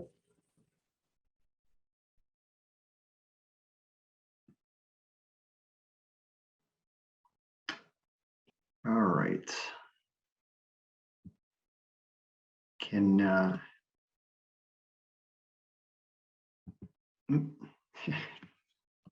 you see that then? Yes, thank you. Oh, okay, thanks. Okay, this is just a quick overview. Simply, this is EIA data, U.S. Energy Information Administration data. So I'm just kind of a junkie on these numbers. So Robert thought I could speak to the numbers and where they came from. A lot of this stuff is off their electricity data browsers. So if you go to the EIA website at eia.gov and type in electricity browser into the search, you can bring up data, month-to-month data going back to 2001 on every state in the union. It's pretty interesting graphs, and you can look at generation and customer demand and all sorts of fun things. So anyways, as of May 2021, I just put all the renewable electricity generation in the state. Wind with, we had 3 large wind farms come online early in 2021. And so now we're right at about 3 gigawatts of wind generation capacity. So 29 and 73 megawatts. Utility scale solars at a little over about 740, and distributed solar, like I said, every month PNM is adding 500 new customers. With so statewide, we're adding what 5 megawatts a month of customer sided generation. So it's certainly not an insignificant piece of the grid. And the utilities are looking at ways to deal with that. And that was the discussion on the grid, on the demand side management. Hydro, it's strange. The hydro, I don't think has changed in 50 years, but sometimes the numbers on EIA change. So I don't know if they're repowering some of their existing turbines or what, but it generally floats between 80 and 95 megawatts of capacity. So I just put under 100 because it changes a little bit from year to year. Geothermal kind of stuck right at the 10 with the Lightning Dock geothermal plant, which we actually regulate out of the State Energy Office. And then biomass, mainly in the form of methane gas from wastewater treatment plants, is around 5 megawatts. This is a graph of generation of the main fuel types and energy demand in New Mexico over the last couple of years. And so the top one is the total retail sales of electricity, and then I superimpose the the supply side on top of that.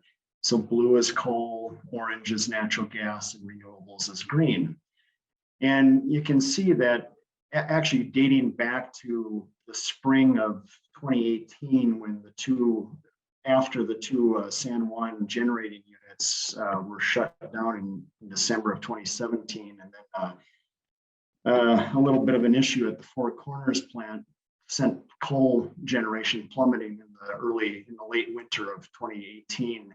That was the first time that renewables had hit number 2 on the generation scale. And you can see periodically it bounces up and surpasses coal or natural gas as the second place finisher for the month in generation. However, with those 3 new wind turbine facilities that came on early this year, you can see in February of 2021, and for 4 months, a whole third of a year, renewable generation in New Mexico was number 1 in the state. So that's kind of exciting for us that have been watching that level slowly climb. Seems like forever, but this spring, due to some good wind and ample solar and everything else, it reached number 1 for a good portion of the year. So people ask, so what does that mean for the RPS compliance? Well, the current RPS, which really the 2020 threshold was 20%. By 2025, the investor-owned utilities are supposed to be up at 40%. So you can see over time, it's been a long time since we've been below 20%. Now, that doesn't mean that all of that renewable energy gets used by New Mexicans to meet RPS compliance. The co-ops, which is a good share of the load, and the municipal utilities are a large share of our overall load, and they don't have those same 20% standards yet. They will over time, but it's at a graduated schedule. But if you just go with the IOU targets, and that 20% right now is the mandate, clearly we've been well over it. But a lot of that wind power does get sent out of state, so it's not used here. But you can see in the spring of this year, production would have met a 60+% renewable portfolio standard if all of that energy was used for retail sales in the state of New Mexico, because that's what the RPS is the percent of retail sales that is renewable. And then you see in June, I haven't seen the July data yet. That's probably coming out next week, but it drops. The wind disappears in New Mexico in the summer sometimes, so it drops significantly during the summer. And you can see last summer we were in a 4-month doldrum there where the wind really dropped off. And you can see that on this next chart. Again, the top line is retail sales. The blue is the wind, and the solar is the bottom one. That's total solar, customer owned and utility scale. And you can see the utility scale solar, the solar in general, better tends to follow the load. As the summer heats up, the solar is good, and that's when we have our big demand. Wind is kind of more chaotic. But wind does help you in the winter.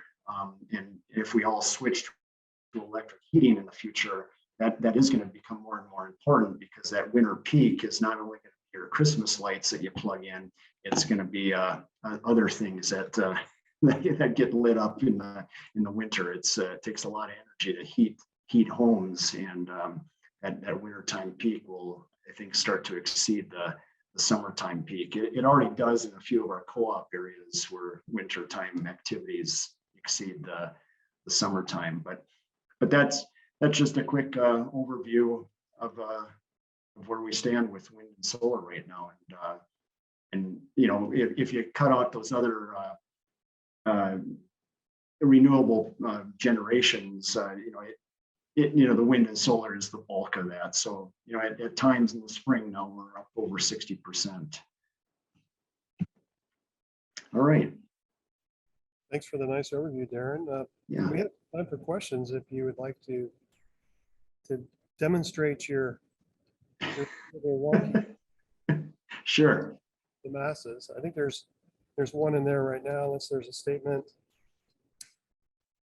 from Athena. The next year, PNM is slated to close San Juan and bring on 100 megawatt solar battery and pattern building 1,000 megawatt wind. So going to California. What is projected RE generation for the next 5 years? And maybe I'm going to add a question to that, and that is 100 megawatts sounds like a big battery, but is it? So go ahead and answer Athena first. Yeah, well, I mean, 100 megawatts is a large battery, although there was just a story about how the 400 megawatt system in Australia was, I think the operating the IOU, or I mean not the IOU, the RTO in Australia is not too happy with the performance of that unit. And then there's a 300 megawatt facility in California that was having some thermal issues lately. So the 100 megawatt is not extreme, but it's very large for New Mexico. I'd mentioned to somebody that we're looking at a 2 megawatt hour battery for a high school in Albuquerque right now that they're planning to do. So that's definitely those Tesla mega packs that they call them, that are kind of a truckload, semi-truck size battery, are generally about a 1 megawatt system, and at their maximum. And so 100 megawatt is definitely a large system.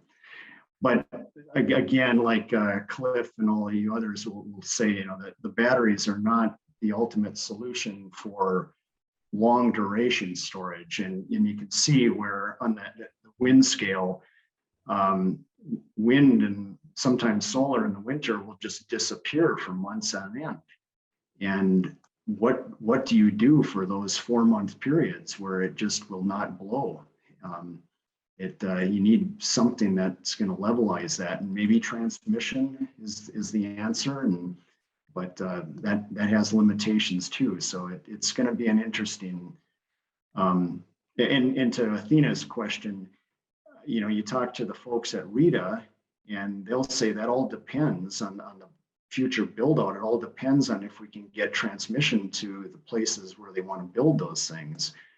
And, and frankly, that's why some of us in the state energy office have been a real proponent of this behind the meter type of, or more distributed localized generation, because building power lines is not a quick solution. It just isn't. It takes a long time. And so maybe localized generation is the quicker way to go, even though it is more discreet and maybe not the most cost effective in the long run. But if you want to put it up faster, you got to find ways to do it. And it may be a mix of all of that. And so it's really hard to predict. I mean, they certainly have to create enough renewable energy to meet their RPS goals. And unless they have some other reason for not meeting those. But I think they're well on our way. I mean, you can see that we can get there if we buy all of our in-state energy.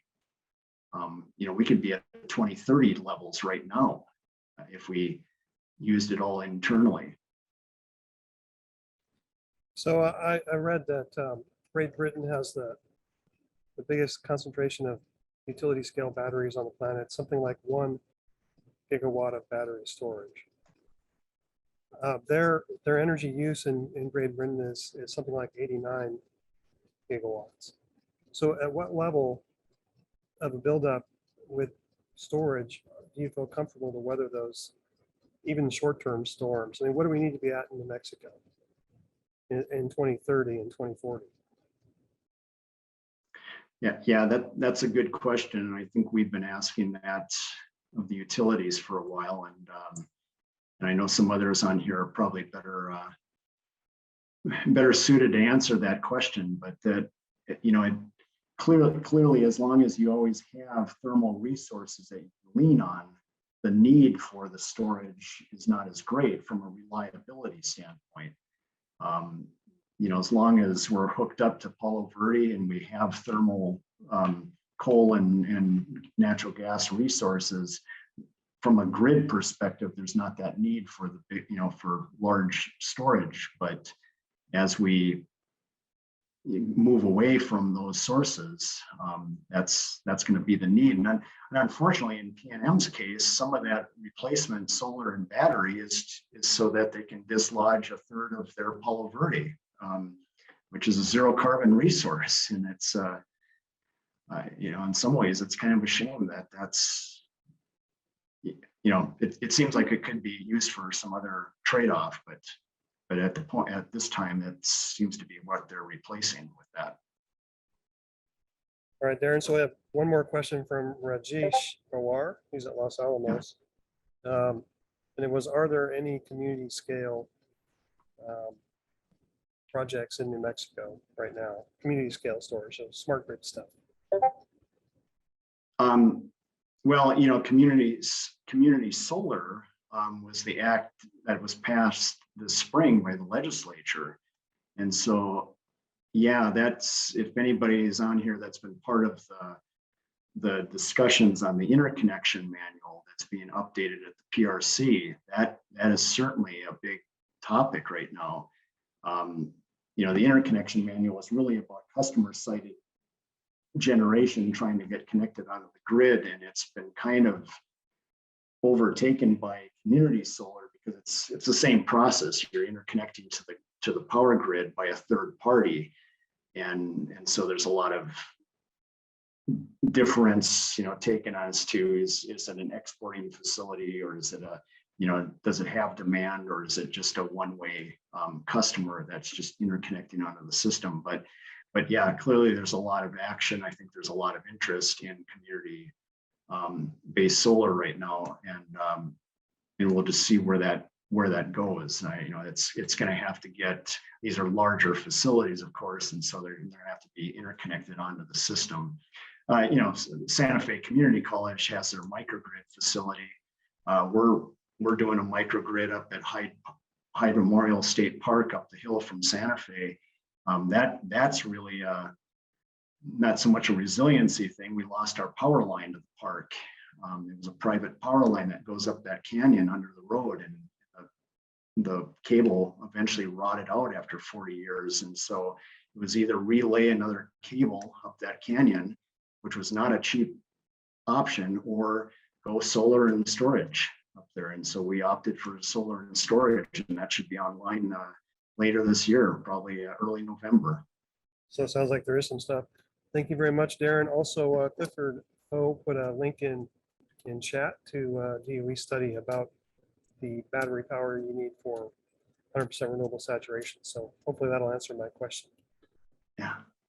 Okay, so next on the agenda is a discussion about hydrogen, and that's going to be led by Dan Klein. I'm going to let Dan introduce himself, but every time I've had a conversation with him, I've just been amazed at the depth of policy experience that he has in this domain. So go ahead, Dan. Thank you, Bob, and for thinking about it. Now,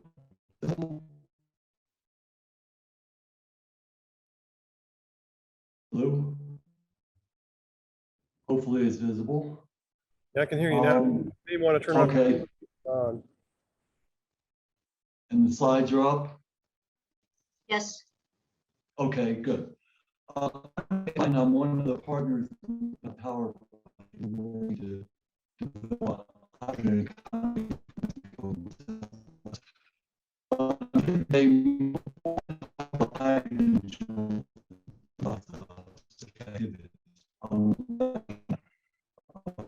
In Mexico, 20 decades, are in the Washington, D.C. area. Analytic work. Excuse me, Dan. Yes. I hate to interrupt. This is Bobby. Is it possible for you to also log in on your phone? Because maybe it's just me, but you're cutting out and I can't hear what you're saying. Just, I see your slides, they're very clear, but you cut in and out. Yeah, I also Okay, I can try that. Dan, turn off your video and you'll increase your available bandwidth. Turn off my video. Will the slides still be visible? Yes, Yeah. just we won't be able to see you regrettably, but you'll get bandwidth. There you Okay, go. not, I hope it's on a little closer to the microphone. Not being able to see me has never been such as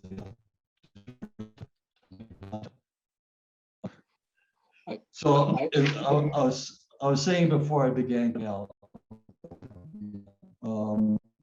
before moving here to New Mexico, I was an energy and environmental policy consultant. And I worked for clients in both the government, industry. You know what, Dan? Yeah. It's still not working. I think if you click up over if you get that menu bar again, click on the microphone symbol and you click on the arrow, there's a menu to say switch to phone audio, and it might automatically call you. That might be the simplest and fastest way. If you go up above your presentation, there's a menu bar, click on the microphone arrow, switch to phone audio.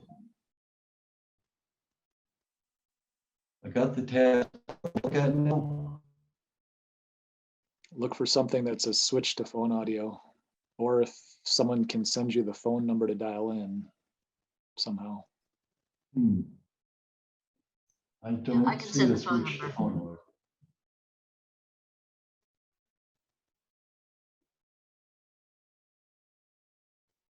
I apologize. I don't see the audio link.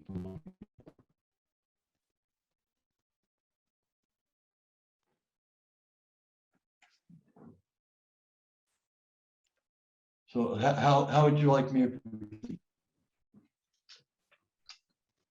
So Colleen's going to send you a link and you can just dial in, keep your exact presentation and mute it, but then dial in with the phone number. Okay. Actually, Dan, you might have to check your email for the email that already went out, because Zoom did that automatically and I don't have access to that, and you have a unique call-in code from everyone else. So you kind of need to use that one. Any just general logging in, you would be just an attendee and we wouldn't be able to hear you. So do you have that email that was sent? I will try and pull it up. Okay, the latest one went about an hour before this started, so let me know. So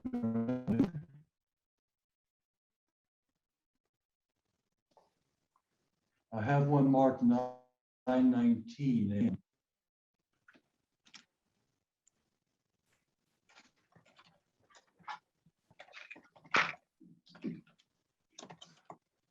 Robert, And I This do is see a Bobby. phone number in that earlier one.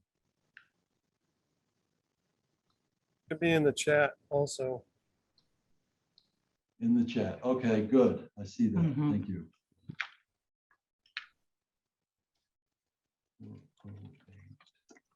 So while we're waiting for Dan to get reconnected back up, I guess we can take a few more questions for any of the previous panelists or Darren on wind and solar in New Mexico.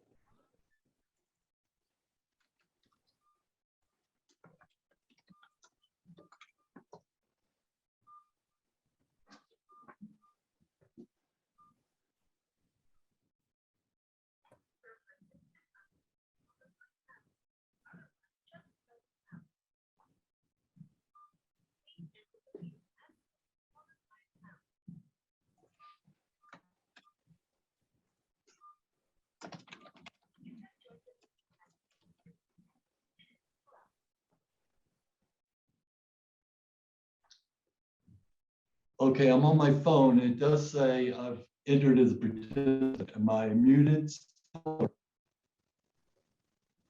Maybe try muting your computer mic, because it. Okay, I've just now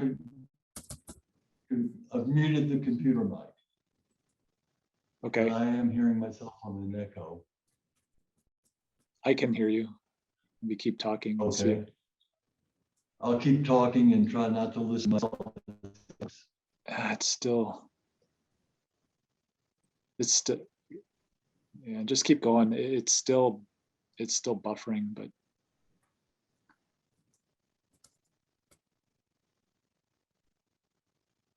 Okay. Is my presentation back up on the screen? Yes. yes. Yes. Okay. Okay, well, let's see. And I'll move quickly, trying up some of the time I've seemed to have lost. The situation briefly is that fossil fuels still dominate our energy economy.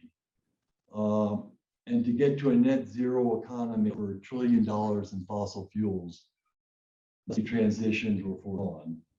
Hydrogen was likely to play a key role in this, and New Mexico can be a preferred provider for the Southwestern California, as we're extremely well positioned for hydrogen, almost so. But in order to make most of this opportunity, some key actions to the state and industry. Now I'm going to talk a little more broadly than electric power, which is different from some of the presentations we've heard more, because as I'll show, electricity is an important part of our economy, our energy economy.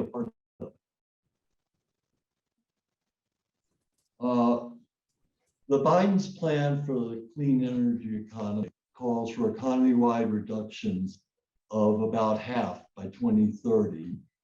The electric power sector, we want to make carbon-free by 2035, and a net zero overall economy by 2050.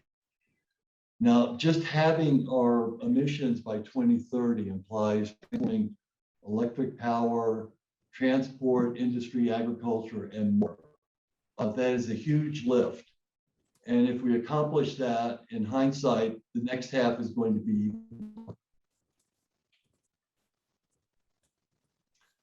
This chart at the top shows the progress we've made in reducing CO2 emissions since 2000. It's not widely understood or appreciated, but since 2005, which is roughly the peak of US carbon emissions, we've reduced emissions more than any other by many times over. CO2 is about 4.4 billion tons. Most of this has been in the electric power sector, where emissions have fallen about 40%, over 900 million metric tons. And primarily to date, natural gas displacing coal by the growth in wind and solar. But if you look at that progress, you see that the other in the last 15 years. And at present, the US power sector only accounts for about 1/3 of all our CO2. And when you add in the other greenhouse gases, methane, nitrous oxide, and the others, where power sector is only about 1/4 of the US greenhouse gas emissions. So decarbonizing the power sector is an important part of the overall strategy, just a part. This chart shows where our energy consumption comes from. And we see that fossil fuels, petroleum, natural gas, and coal currently supply over 3/4 of the US energy supply. The breakout on the right shows how renewable energy, and that includes biofuels and wood and biomass waste. A lot of things are used, particularly in pulp and paper. Solar and wind account for about 30% of the renewable energy, 4 to 5% of our primary energy now comes from solar.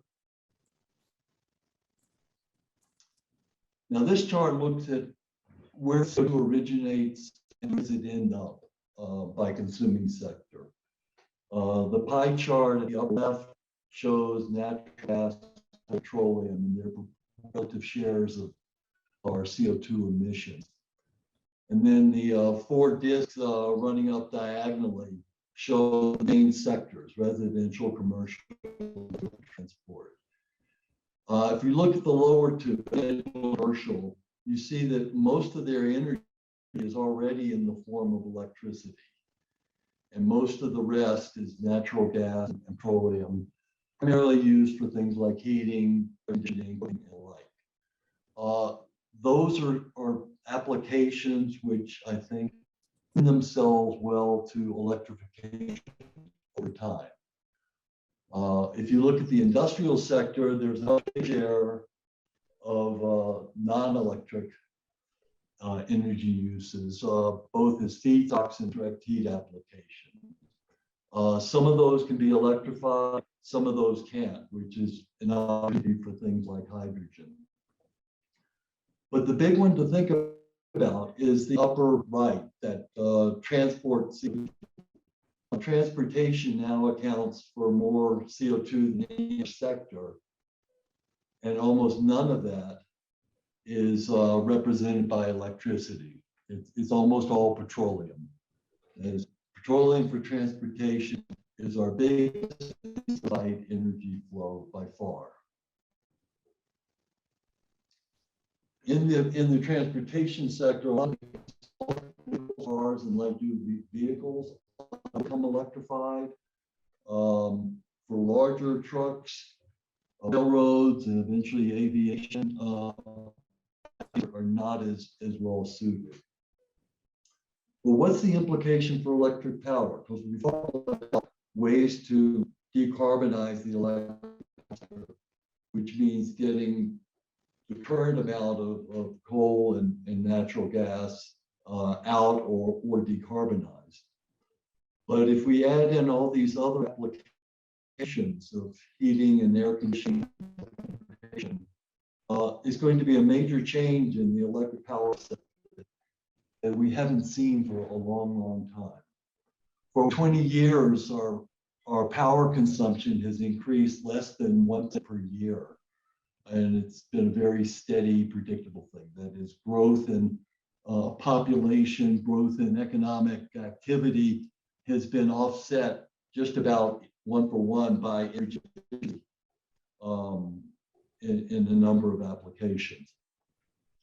But if we see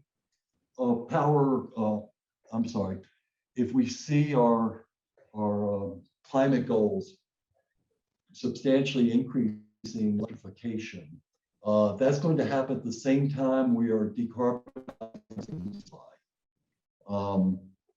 If you add in population growth and rising temperatures, it's easy to envision that over a period of decades, electricity demand can more than after 20 years of being static.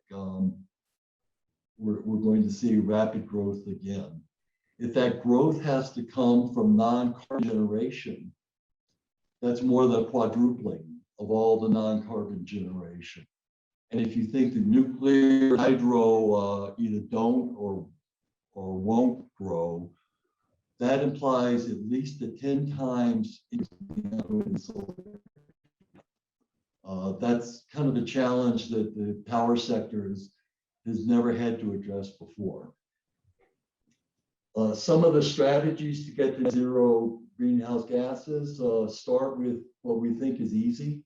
We can further decarbonize electricity, which is what most of today's webinar is about.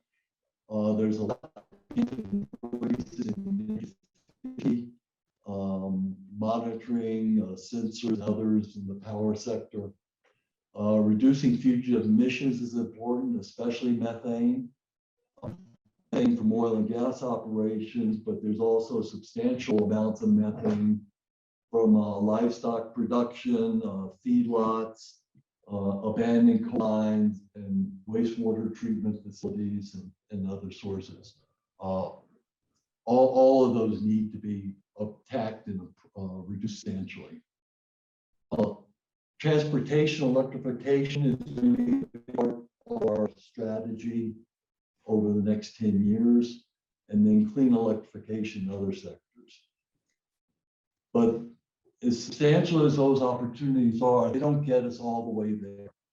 We see that for the last 30% of electric load, renewables and batteries probably can't get you there. This is where long duration come in. We also have to deal with legacy emissions from the existing stock. And then there's just other energy uses that are not well suited for electrification. And electricity doesn't always. And understand if you can't get some of these things down to zero, but you have a net zero overall, you have a need for some negative energy production and uses. Bob Balch talked some about carbon sequestration, direct air capture, biomass with carbon capture. These are potential net negative sources that have to be brought in. Hydrogen can play an important part of this. Not necessarily the only one, but it's a very good source of fuel for the last 15 to 30% of electric load. It's an ideal fuel for some heavy duty without carbon emissions and several other industrial applications. Looking at the potential for this, the Fuel Cells Association has estimated that by 2030, hydrogen alone could create $140 billion economic activity with 700,000 US jobs and increasing to 750 billion a year by the year 2050. Air Liquide, one of the larger makers of steam methane reforming and other equipment, has estimated that worldwide market hydrogen could be $2.5 trillion by 2050. Now, New Mexico can be a provider. We have almost a unique position in much of the Western U.S. We have low-cost energy supply chains. We have abundant and low-cost natural gas. We also have abundant wind and solar resources.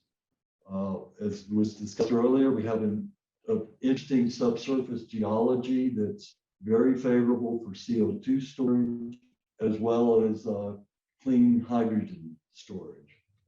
We have market access through power lines, pipelines, railroads, and interstate highways. We have our two national labs, and we have a very highly skilled workforce. But while New Mexico can be a major hydrogen producer, we have recognized that as a consuming state, we're small potatoes. That is, if you add California and New Mexico together, you have something that within rounding equals California. So there's a need to think regional and think about the infrastructure you need for achieving that. Here's a schematic of what we could see New Mexico being a big supplier to a Southwest and California hydrogen market. A couple of production centers for hydrogen, the Northwest, where we have natural gas. We also have a lot of solar energy, much of it being developed by the Navajo tribal utilities. Down in the southeast part in the Permian Basin, there is abundant natural gas. There's more wind and solar. And then in Arizona, you have Arizona Public Service Power experimenting with what's sometimes called pink hydrogen, where excess nuclear energy is being used to electrolyze water to produce hydrogen. These production hubs would be connected to the marketplaces through a variety of transport means. There are a number of pipelines out of the Four Corners area, particularly, also out of the southeastern part. There are major railroad lines west as well as interstate highways. All of those for different applications can get the hydrogen to the marketplace. So key principles in developing a hydrogen economy are some of those driving our activities is first to recognize the magnitude of the problem involved. That is, if there's going to be a hydrogen economy, it's going to be huge. It's not just going to be a little bit here and there. And to get there, you need to start soon. If you wait till all the pieces are in place, you won't be able to develop quick enough to get to where you need to be. But you also need to be cognizant of the fact that the market is changing quickly with the technologies. New production processes are being tested out. Some would take natural gas to do solid carbon and hydrogen without any CO2 or water needs. Being tested out and proven. And as they prove themselves to be useful in the economy, they need to be incorporated. So you both need to start soon, but you also need to start in a way that allows you to be flexible and adapt over time, responding to market needs. In this slide, Libertad is up to, because our activities largely follow what we see as a hydrogen economy in the Southwest. We're very focused on the market, talking with the potential consumers for this, and we're collaborating with a broad range of stakeholders. We're working with Arizona Public Service to explore utility scale power generation fueled with clean hydrogen. With Tucson Electric Power, we're assessing hydrogen fuel to some of their Arizona power plants. We're in discussions with the Navajo Tribal Utility Authority to pair hydrogen fuel generators with their abundant resources of solar, that is to produce a shaped, dispatchable, clean power source. And together with NTUA, we're looking at the potential to establish a major pipeline from Northwest New Mexico into Southern California. Now, there are a number of things that have to happen to make some of these things happen. That is, New Mexico's inherent advantages are not sufficient in and of themselves. And the classic formula of luck plus hard work equals success. Mexico, I think, has the luck. The hard work is really what they had. Government leadership on all levels is needed. We need to elevate New Mexico's role in the carbon-free energy discussion. While there have been a lot of discussions among the activity and some government activities here, we see other states very actively to perhaps outcompete us. And this would include both Utah and Wyoming as supply sources that would compete with New Mexico's natural gas. A couple of steps that we think would be helpful is to initiate dialogue among state regulators. RPRC coupled with efforts in Arizona, California. I think it's important to harmonize on the carbon accounting for clean hydrogen. That is, rather than just arbitrarily pick a color and say that's the color we want, to create something clean for automobiles in California. That is, we look at a life cycle carbon intensity. So if New Mexico's natural gas-based hydrogen has a lot of upstream methane emissions, it should be dinged on that. Similarly, green hydrogen produced from electrolysis should incorporate the life cycle emissions of the equipment needed to produce that, including the energy, environmental, and critical minerals that go into that infrastructure. And then you work the federal levers. There's a number of things, and Senator Heinrich has been a leader in this. Incentives for clean hydrogen production, 45Q credits for CCUS. DOE is looking at grant and loan program expansions, and that would include potentially establishing New Mexico as one of the hydrogen hubs if future funding comes through. I'll stop at that because I realize I got a late start and technical problems on this, and I thank your time on this. Thanks, Dan. We have a couple of other hydrogen talks later, so I think we'll hold all the hydrogen questions until then so we can move on with the schedule. The next part is carbon mitigation and hydrogen projects in New Mexico. And we have a few, two talks on carbon neutral gas and carbon neutral coal power, as well as hydrogen grid scale power at Escalante and Biotech, a company in Albuquerque that is making scalable and equipment for hydrogen generation. So we'll start with Matt Eels. Matt, can you introduce yourself and talk a little bit about what your project is? Yeah, thank you very much. Can you hear me okay? Can you guys hear me? Okay, Yeah. very good. Yep, so Matt Eels, I'm with Lucid Energy, midstream company, which I'll talk to more later on.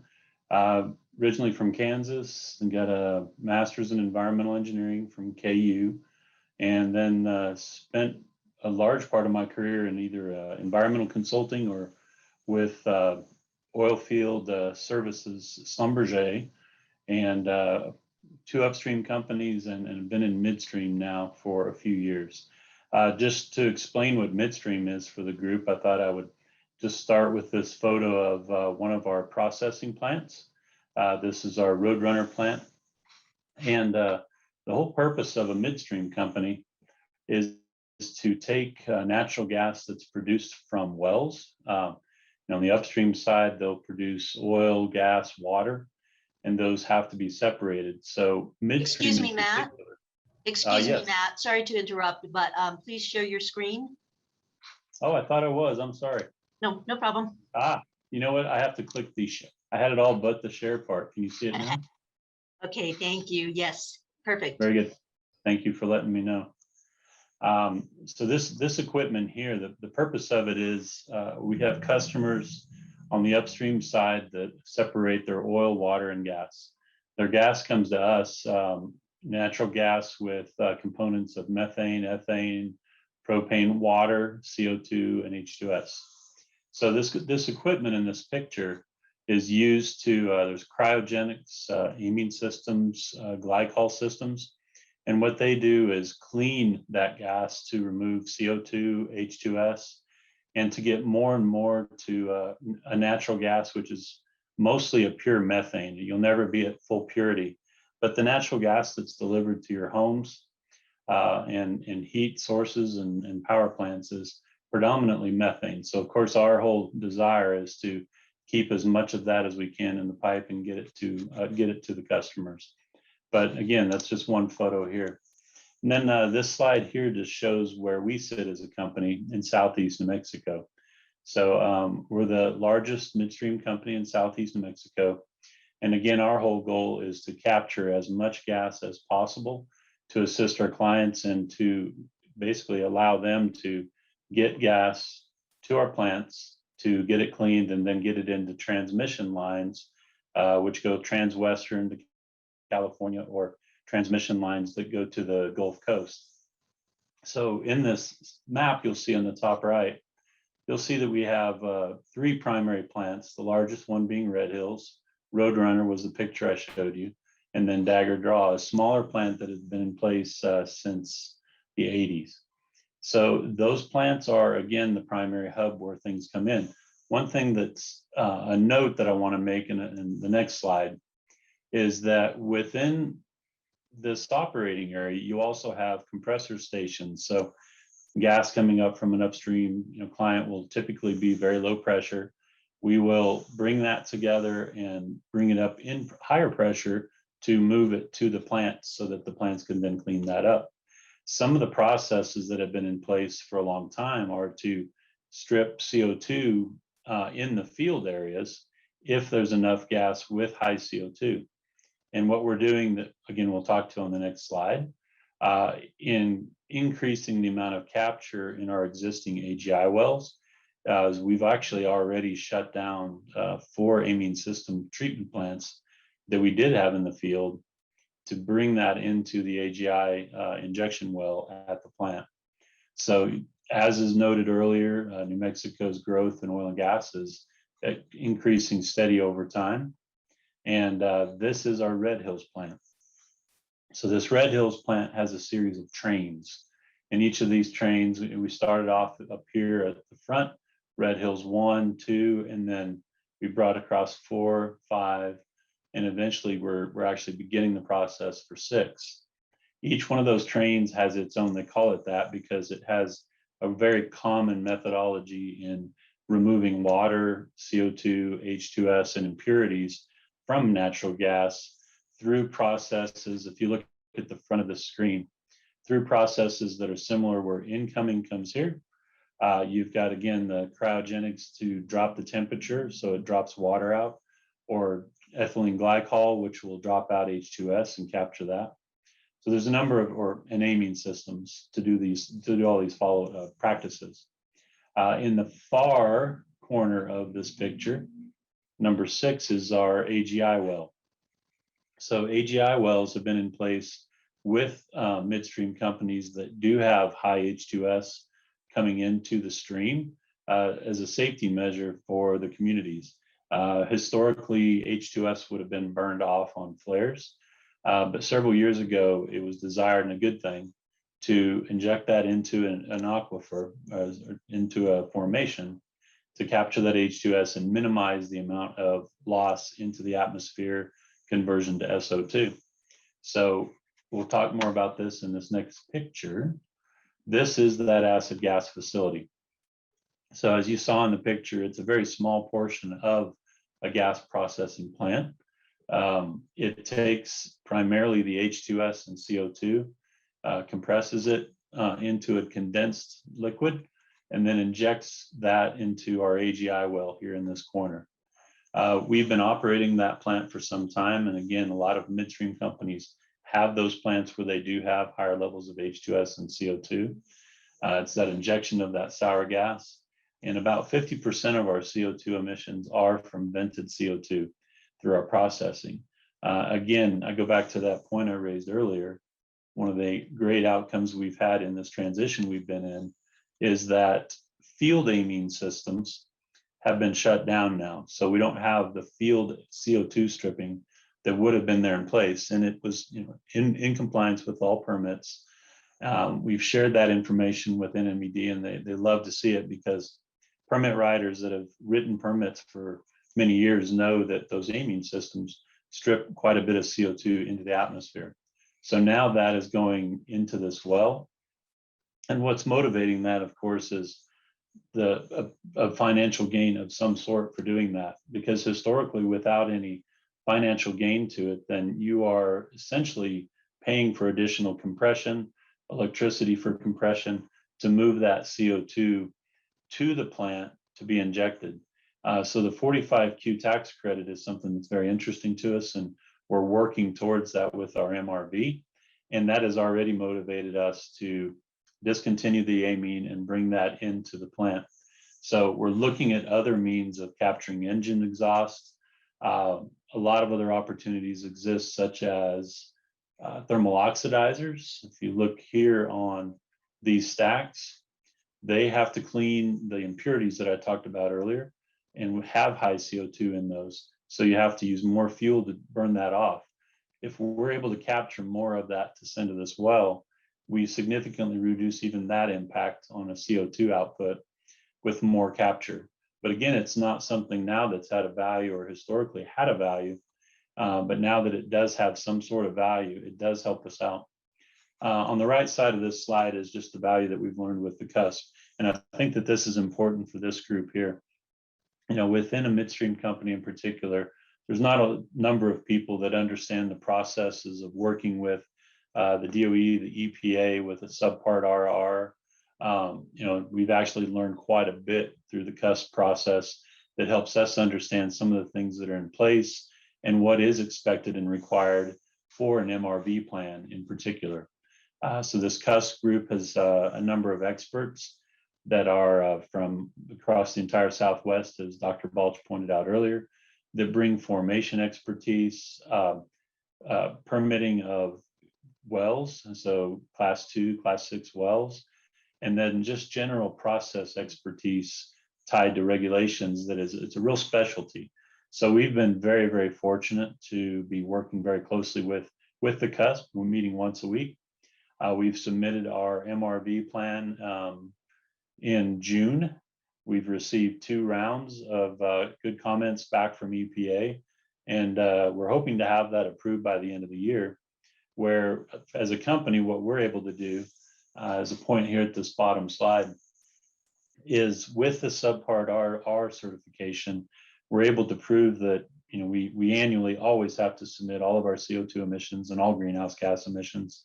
But with an approved MRV plan, those two now tie together. The ID that we have for the outputs, the CO2s, tied to the ID, the same ID for an approved MRV, to show that our footprint has dropped. And neutrality is not far away for us, because again, a large part of what we do is bring someone else's CO2 and then inject that CO2 for a negative impact, because we were not the producer of it. So, high motivation to capture as much of that natural gas as we can, because that is something that it has a value to us. But also now it's been really great to see the drive on CO2 capture and how we can use existing technologies in place and even begin building upon these ideas to even find other things. It's important to point out a couple points I raised earlier, as far as some creative means and other ideas we have for capturing more CO2, has come from the operators of these plants. We have a lot of people that want to do better and want to do more in their careers. And as we've shared with them what we're doing with the CUSP and with the MRV, they come to us all the time with ideas, things that we can improve. And have you thought about capturing this? Just different opportunities that really come from the coal face, as they say. So that's our overview of our projects. Bob, I can hand it back to you. Thanks, Matt. I think we'll give you one question right now, and there might be time for some more later. Rachel Atencio had a question about how what you're doing might impact fugitive emissions and flaring. Yep. Well, number one of the things we're most proud of as an organization is with our midstream operations, we are helping our upstream clients have less than 1% downtime, which does cause them to flare. So we're always finding ways to improve in our compressor stations and in our routing, where we have a backup. If there's one route is not working, the other route is open. So it minimizes their ability to flare and also minimize their fugitive emissions. So we have to manage our own. We have, it's been great. There's been some good changes in regulations within New Mexico from OCD and pending NMED. And, those have also helped drive. So there's a little bit of the carrot and the stick on both sides. But what we're doing is really putting more value on capturing more of all components that are coming from that well, especially because CO2 has never been something that was regulated in an air permit process. But now that it's there, it's kind of a holistic battle that helps us reduce fugitive quite a bit. Hope that helps. Thank you, Matt. Okay, the next carbon neutral talk is coal power. And that's the Enchant Energy project in the Four Corners. And Peter Mandelstrom is going to give us a presentation on that. Looks like he's only got about 100 slides, so we should be. Thank you, Dr. Balch. Matt, my presentation dovetails nicely with yours. Fear not, folks, I've given you 45 slides, but I'm just going to focus on 7, and not even that because of all the good speakers that have come before me. I'm Peter Mandelstrom, Chief Operating Officer of Enchant and proud Farmington resident. I moved to New Mexico full-time and permanently in October of 2019 to do this project. By way of history, I wired my first project, my first solar energy project in 1990, and I spent the last 31 years doing renewable energy projects. I moved to New Mexico to do carbon capture because of people like Bob Balch. His research center at New Mexico Tech is really a national leader, and the Intermountain West initiative is really quite important, and we're strong supporters, and we work with them on a formal basis through our DOE Carbon Safe. We are the proud recipients of $28.4 million. As someone who came of age with both the solar and wind industries, I want to take a moment to remind everyone that government funding is critical to do the primary work that Bob Balch and his colleagues do to be funded by the DOE. We need that primary research. I saw solar panels gone way more than 90% decrease in price, same with on-land wind, and now we've seen offshore wind. I've done all of those, one of 2 people in the US to have done that. The PRRC works with us formally through the Carbon Safe 3, and we look forward to working with them going forward. The road to carbon neutrality has a couple of key elements. I want to remind everyone, Dr. Balch and others have talked about this, that first and foremost, as energy developers, we need to keep the lights on. The American public demands 99.99% reliability. And as someone who has developed successfully wind and solar for all of their wonderful qualities, and I'm of course a strong advocate, having done it since 1990, they do not keep the lights on. You've heard discussion, I won't repeat it, but we need to deal with the next level of the grid, Grid 2.0, the smart grid. And of course, while we do that, we need to keep electricity affordable. I strongly want lots more wind and solar, but sitting here today, as Bob Balch said, we cannot turn off the fossil, keep the lights on, and keep electricity affordable. I think the biggest news of the Enchan Energy carbon capture project is that working with the global leader Mitsubishi, we're going to capture 95% of the CO2 based on treatment of 100% of the flue gas. Our plan is to do direct geologic sequestration in 10 anticipated EPA Class 6 wells. This is the work we do every day with Dr. Balch's group. And we're putting in, after a year of work, an application at the end of this year, and then 2 years environmental reviews. But like any business, if the EPA delays us, we have a backup plan of enhanced oil recovery. Our pipeline will have a diverter station to go either to direct geologic sequestration or EOR in the Permian. And of course, direct air capture, I personally have been reading a lot about it.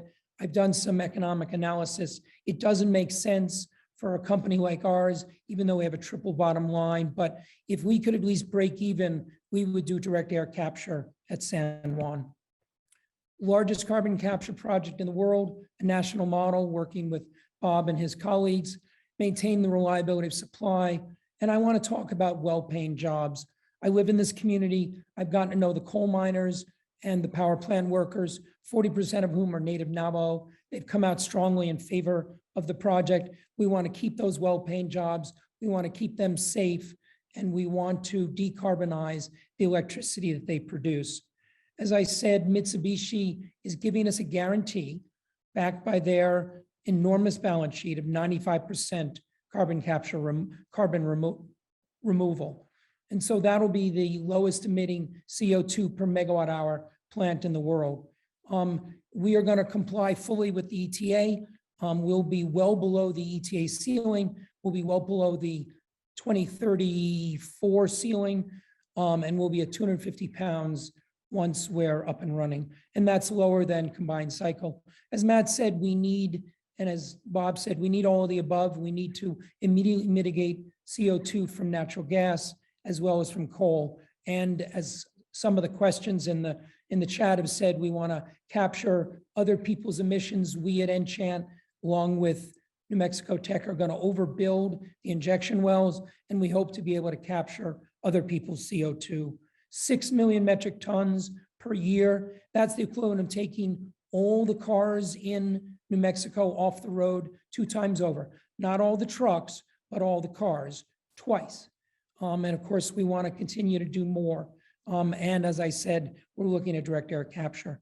I don't care who's first. I was first in offshore wind. I developed the first wind project in Montana, but I hope there are many people who are shoulder to shoulder with us. But most people say the San Juan project will be the first.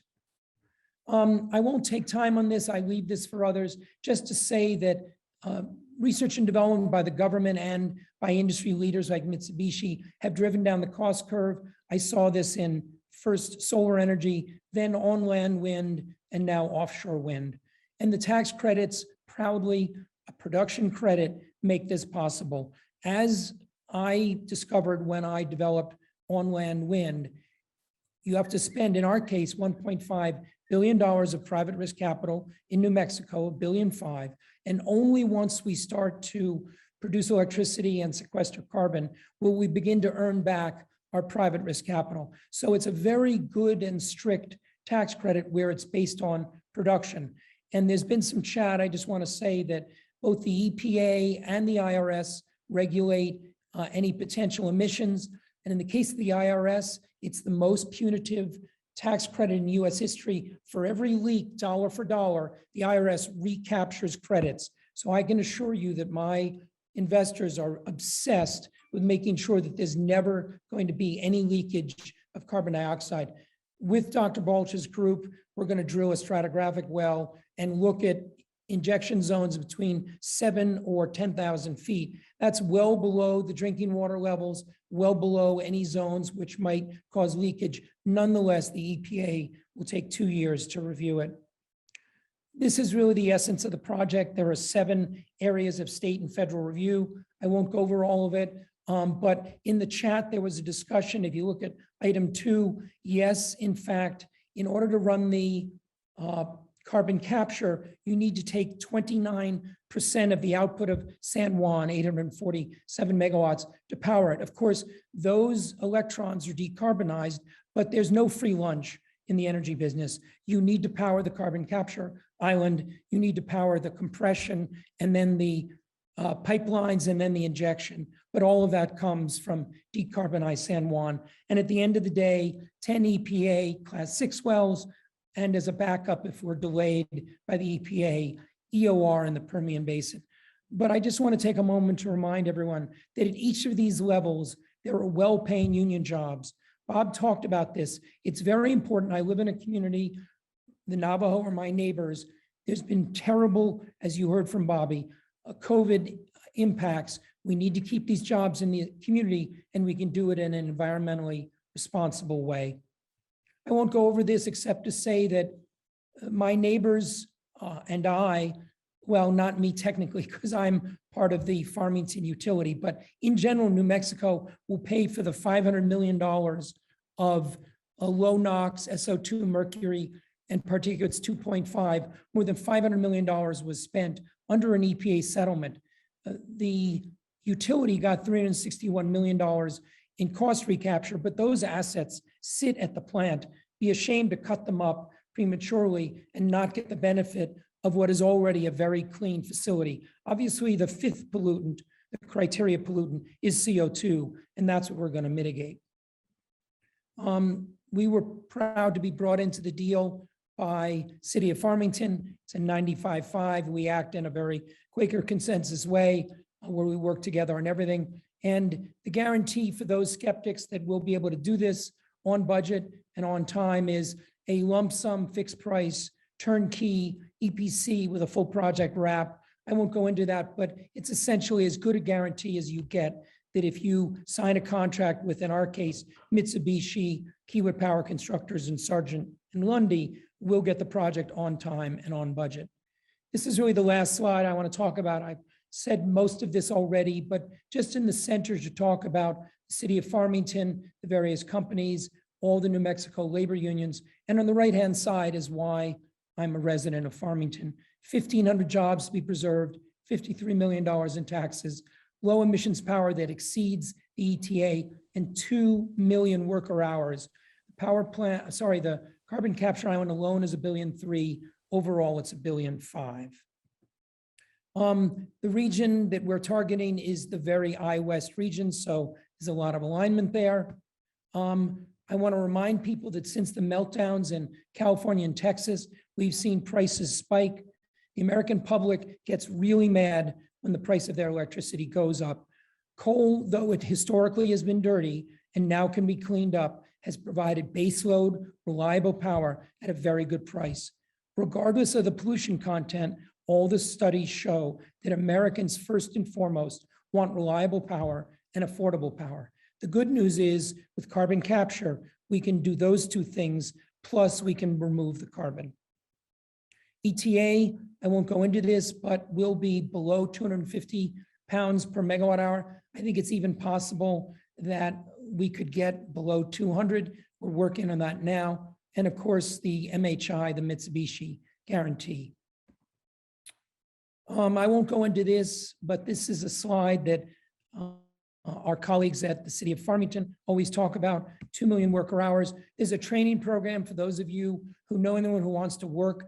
There's this training program at San Juan College. These are well-paying, high-paying union jobs, particularly welding. And of course, those people who are trained at San Juan College can presumably go across the nation and even the world to do carbon capture. Dr. Balch spoke of all the other coal plants that are being built in the developing world. All of them should be fitted at the front end, at the beginning, with carbon capture. In addition to the power plant, the carbon capture work, we'll have deferred maintenance of 139 million and 100 million in pipeline construction and EPA wells. And then finally, those of you who know about the Navajo announcement and the Four Corners, as well as Escalante, this is really a tremendous economic crisis. We have a climate crisis, yes, but we also have an economic crisis. When I moved to New Mexico, I came to understand in a visceral way from power plant workers and coal miners that we need to preserve both the environment and the jobs. I won't go into this except to say that there are very cheap rates here in the Northwest of New Mexico. The schools floated bonds based on our project, and we don't want any schools to close, particularly Central Consolidated School District, which is 92% Native Navajo. Of course, the Farmington schools, San Juan College. And I just want to talk about our relationship with the Navajo. They built this plant. 2 generations of Navajo entered the middle class because of this plant. The wages today are more than 9 times the per capita income on the Navajo Nation pre-COVID. That's based on a DOE report. And we want to preserve those jobs, create new jobs, help mitigate COVID-19, and of course, create the next generation of power plant workers, this time with carbon capture. I mentioned the all-union workforce.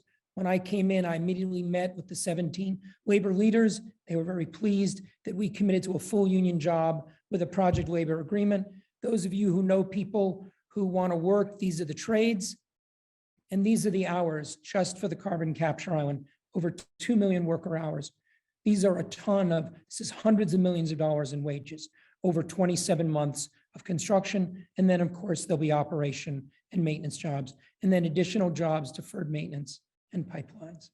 Finally, we meet ESG. We have a signed deal with Bank of America. I spent 7 months with them going to their global sustainability committee. JP Morgan Chase did the same thing. This project and all similar projects meet ESG, and we're very proud of that. And we think it's important for the Navajo and the other communities who are underserved in Northwest New Mexico. If you want to contact me or the mayor or Hank or my colleague Cindy Crane, please feel free. There's a large appendix. I won't go through it, Dr. Balch, but as always, I welcome questions. We may have a little time for questions at the end, but I think we can move on to talk about some of the hydrogen projects that are going on in New Mexico. And if we could get Wiley Rhodes to talk about Escalante, I think it's one of the most exciting things we have happening right now. Hydrogen is very much in the forefront of the discussion, not just in the nation, but particularly in New Mexico. And we have a very broad engagement and desire for a hydrogen economy at the highest levels of our federal delegation. Go ahead, Wiley. All right. Let me get that pulled up. And thank you for that introduction. Can y'all see the screen, Robert? Not yet, not sharing yet.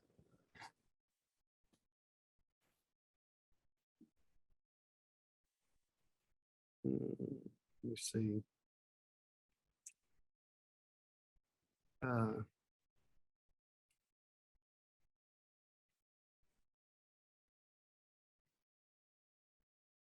explained to Colleen whenever I started this, that this is, I've always had somebody that helped me with this. So this is a bit new for me. So you are. Well, you're doing great so far. Okay. Is it up there yet? Yes, Yeah, we see your screen, but not your presentation. Okay. And now? And Yes. Presentation. Thanks, Wiley. Okay. All right. Thank you. Well, thank you for that introduction, Bob. It is a great project, and we're really excited about it. So I'm Wiley Rhodes. I'm the CEO of New Point Gas, and I'm a co-founder of Escalante H2 Power. The facility that you see in the picture there is the Escalante Power Plant. It has a total power generation capacity of 270 megawatts. And one of the things that excited us the first time I came to the plant was the facility itself. It's in an iconic setting in New Mexico, and the facility is the first coal to hydrogen fuel power plant conversion in the world. So this facility will no longer handle or utilize coal in any form or fashion. It'll be completely converted from coal to hydrogen. So we think that that's an important aspect of the project that we're developing. We will be using natural gas as the feedstock for our hydrogen production facility. For those of you that are concerned about methane emissions, the way that we started this journey and the way that we ended up at Escalante was my company in 2015, 2016 started looking at technologies and processes to eliminate and or at least reduce the methane emissions from oil and gas production. So the state of New Mexico is in a unique position, and we are in discussions with the environmental regulators and Secretary Kenny and the governor about that aspect of the process to gather natural gas that can ultimately be utilized in this facility. So the first thing I want to point out about the facility itself is Tri-State, who we're in a contract to buy the plant from, has done a phenomenal job in maintaining and operating this facility. Whenever we came and inspected it, the facility is in perfect condition. It's been very well maintained for its life, which is 40 years. The governor came out about 2 weeks ago, and we gave her and her team a tour of the facility, and the comments are consistent. It's hard to believe that it's a coal-fired power plant, and I know there's a few people on this call that have gone on a tour of the facility. So the opportunity that was created in McKinley County, New Mexico, is really based on the quality of this facility. Whenever it was shut down, it employed 107 people. Those people were, staff was reduced over time. They have about 18 people out there that are currently employed right now. So our objective is to get this plant under contract and begin the conversion as soon as possible. The technology that is being utilized is been discussed, and I will touch on it a bit more. But you know, my objective here is to really focus on what Peter had mentioned previously, is the jobs and the economic impact for the community. Being mindful the whole time that it is a carbon capture facility pre-combustion, not post-combustion. So one of the things that this business model gives us the ability to do is to create a lot of ancillary opportunities to be created with the produced hydrogen. So Escalante H2 Power is a partnership between Tallgrass Energy, which is a wholly owned affiliate of Blackstone, and New Point Gas. So the economic impact is really focused on McKinley and Cibola County. And as Peter also mentioned, the area has been decimated by the shutdown of the uranium industry, the coal industry, and the refining that is actually done in that area. So the world's first coal to hydrogen power plant is going to bring a lot of attention to New Mexico and we've been fielding opportunities to utilize the produced hydrogen already. As Peter pointed out, it's a strong workforce. We have great federal, state, and community support for our project. Representative Patty Lundstrom, this is in her area, and she's been very instrumental in working with us and helping get us through the process with by engaging the state officials at the regulatory and management level. So from an overview, the upcycling of the Escalante power plant to hydrogen fuel lowers the capital cost that's required to create a facility like this. So we're actually saving millions of dollars right off the bat by utilizing what's already there. Whenever you look at the plant itself, you have two different pieces. You have the power generation side, and you also have the coal handling side. So whenever we looked at the facility originally, we were only looking at it from an opportunity to convert it from coal to hydrogen. So power production being the first thing that we looked at and considered. Now, the interesting thing about Escalante is that not only was the power production side of the facility very well maintained, but the coal handling side was also maintained just as well. So one of the things that we are going to add to that facility is the production of green or low carbon cement. So whenever you look at the coal handling side of it, we have a rail spur that comes into the facility, and the rail spur is connected to the conveyors, pulverizers, and all the things that we need to bring in limestone, to pulverize the limestone, and then we will build a hydrogen-fired kiln to fire the limestone to convert that to cement.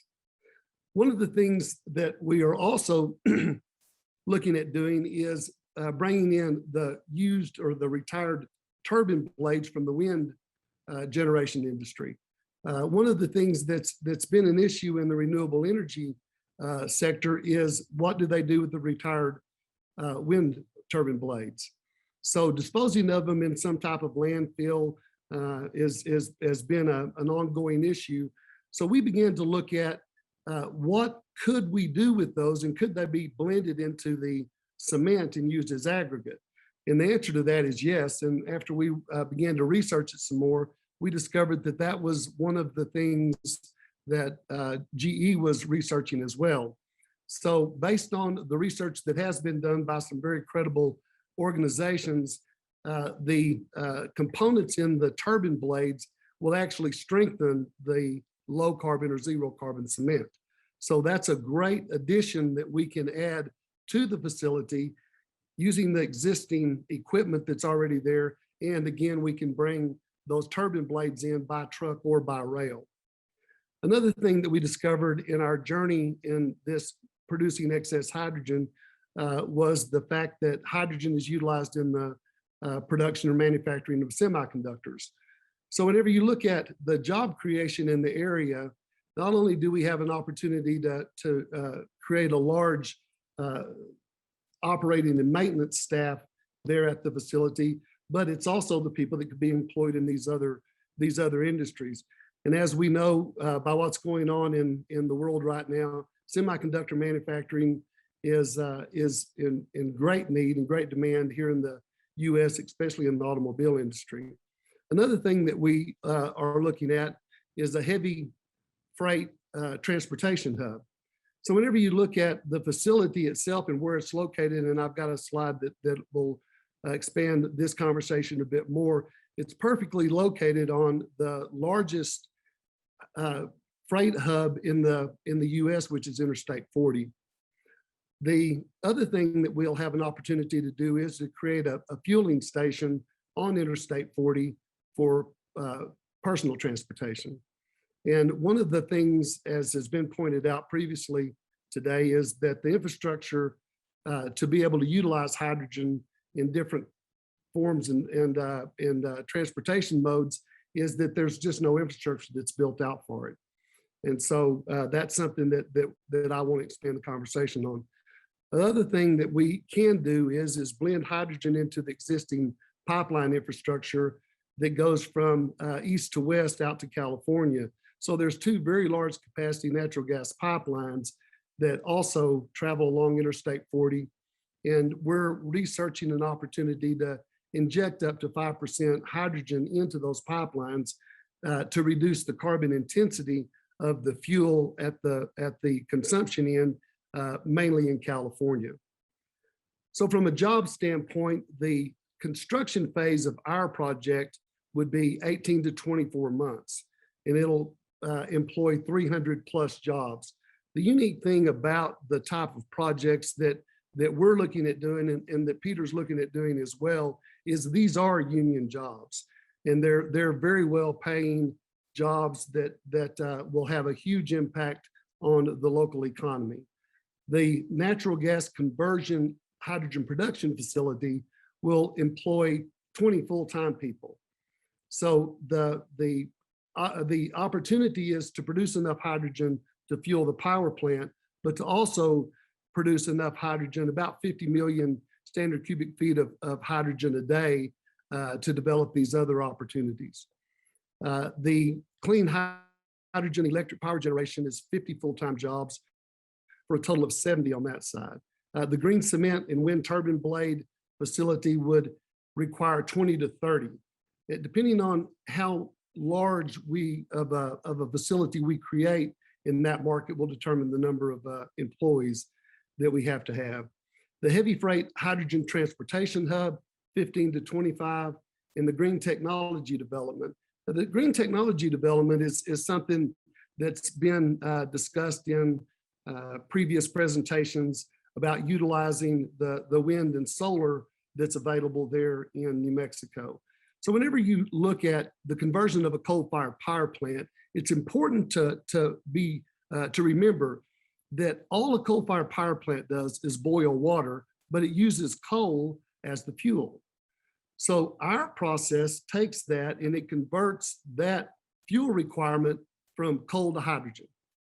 Now, water doesn't care where it heat source or where the fuel source comes from. All we have to do is be able to produce it.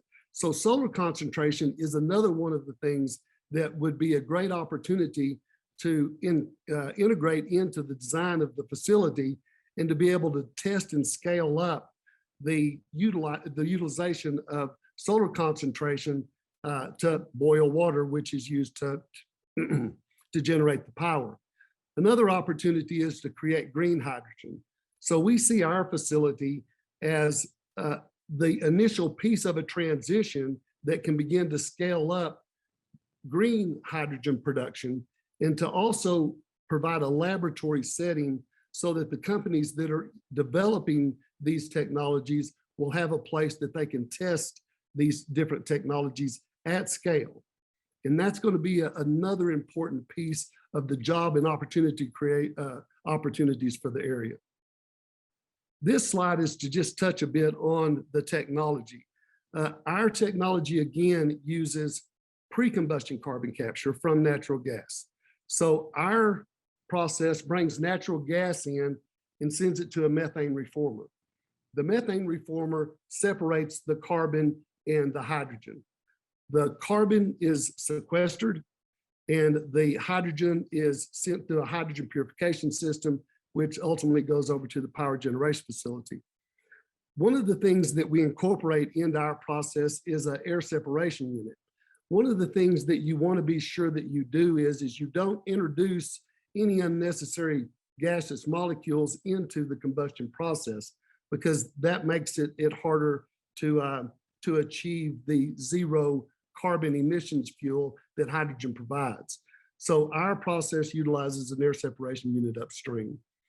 We can also incorporate wind and solar, as I mentioned, run that through an electrolyzer, and that hydrogen can be utilized as fuel for the facility. This is the biggest advantage that Escalante has. Whenever we initially began our discussions with Tri-State, as I mentioned, we were very impressed with the quality of the facility. It had been upgraded from a technology standpoint. The turbine had been upgraded, the control system had been upgraded. But as we began to explore what the possibilities and the enterprise value of that facility could be, the location of it is what stood out. So in Escalante, which is just 3 miles north of Interstate 40 in Pruitt, New Mexico, we have a rail spur, a major rail spur that comes through there that goes east and west. That gives us an opportunity to bring in raw products and to also freight out the finished product. So if we want to produce green cement, if there's a semiconductor manufacturing facility that was installed, any of those things, we have the rail infrastructure for that. Now, one of the things that I think is also important to note is that converting locomotives for rail freight, locomotives run on electric power, but the electric power is generated with diesel generators. So developing technologies to produce the electricity using hydrogen as the fuel is something that seems to be a easier lift than some of the other modes of transportation, especially freight transportation. The second thing is, as I mentioned, the I-40 corridor is the largest freight corridor in the US. If you've traveled down Interstate 70 or Interstate 80 in the wintertime, you know why people focus on Interstate 40, and it connects the east and west coast in a very unique way, which I'll discuss more in just a few minutes. Also, the pipelines. So the natural gas pipelines that travel from the central United States, mainly New Mexico, which the gentleman, Matt from Lucid, pointed out, the natural gas that's produced there, a lot of that ultimately ends up out on the West Coast.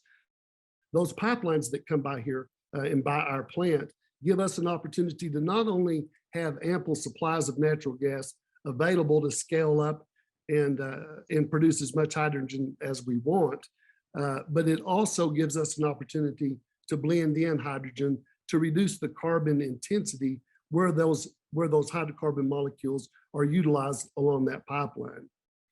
So the first clean fuel transportation hub for road and rail is what's possible whenever you look at all the infrastructure that's right there at that facility in Escalante. And so that's what I want to talk about just briefly. Whenever you look at building a hydrogen fueled freight corridor, you got to start somewhere. And whenever you look at the first best place to start, it was ironic that Representative Lundstrom in an autonomous vehicle group that she put together last year, they pointed out that it's 700 miles from Pruitt to the ports in LA and Long Beach. Well, that's the maximum that a truck driver can drive in one day. So it's interesting that whenever you look at all the hubs, the freight hubs on the West Coast, the biggest ports are the ports of Long Beach and the port at LA. Those two ports, Long Beach has 90 million tons in 2019, and Los Angeles has 709. All of that's not distributed in California would come back through Pruitt. So to be able to produce hydrogen at Pruitt, that a hydrogen truck could be fueled and sent to LA and the ports at Long Beach, they could load their freight up, they would have to refuel with hydrogen there and turn around and come back. But there's got to be that first place, that first dot that begins to build out the connections to all the things that are possible. Whenever you look at the distance from Pruitt to Oklahoma City, where I have a home, which is ironic, is 638 miles. It's a good distance. The ports in Houston and the ports in southern Louisiana are the largest freight ports in the US. 285 million tons in Houston and 238 million tons in southern Louisiana. So just in those places where hydrogen fueling stations would be relatively easy to install, the Pruitt, Oklahoma, Texas, and Louisiana are all large energy producing states. And with the carbon sequestration capacity that's available in all these, it's a great place to begin the discussion about how you build out the infrastructure. You can also, from Oklahoma City, get to the ports in New Jersey through Indianapolis, where you would need a fueling station. And then you also get to the ports in Savannah and Tennessee. So in that would require 10 fueling stations. And in those 10 fueling stations, you would connect to 70% of the sea freight that comes in and out of the United States. That's an overview of what I wanted to talk about. And I know there's going to be questions about the things that we have planned at Escalante, but I just wanted to focus on the social and economic impact of what we have an opportunity to do at Escalante. And again, the support has been amazing. And we're working with New Mexico Tech and Dr. Balch and his team for carbon sequestration, as is the Enchant project. Our project is a bit different, utilizing natural gas pre-combustion, which we think is a very important point to make in what we're planning to do there. And with the excess hydrogen that's produced, all the things that become possible with the location of that facility. Thank you, Wiley. I think that was a very nice presentation of the potentials for a hydrogen economy. Let's move on to Wish with Biotech and talk about some manufacturing stuff that's happening in New Mexico that can lead towards some of these developments. So Wish, take it away. I need to share my screen, but this has to come off. Yeah, I'm working No on worries. it. Wish. Yeah, It's okay. I'm hurrying, man. It's okay.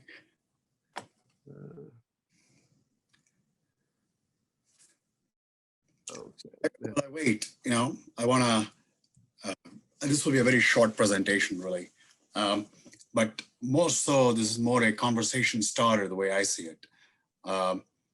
Because Robert Balch has been telling us, I can see a lot through the chats over the last few hours. And he's been saying the things we are trying to do, which is the situation is dire. The latest reports on climate change are not fun. They're actually worse. And so we need a solution now. Even if it is not the most optimal solution, we have to have something now and deployable ASAP. We can't wait 5 years or 10 years, but we have to have it now. And whatever we can do to not just have the solution, but to make it an adoptable solution for the public is what we really, really need. So can you see my screen now? Let's see if I can make this the whole thing. Yes. Okay. Hopefully this works. Anyway, so our goal at Biotech is to be able to provide available, affordable hydrogen now. Meaning early next year. Our first system will be out first quarter of next year, okay? And funded by ourselves, by the way. We are building 3 systems and we'll be deploying them between the first and second quarter of next year, and they will be self-funded.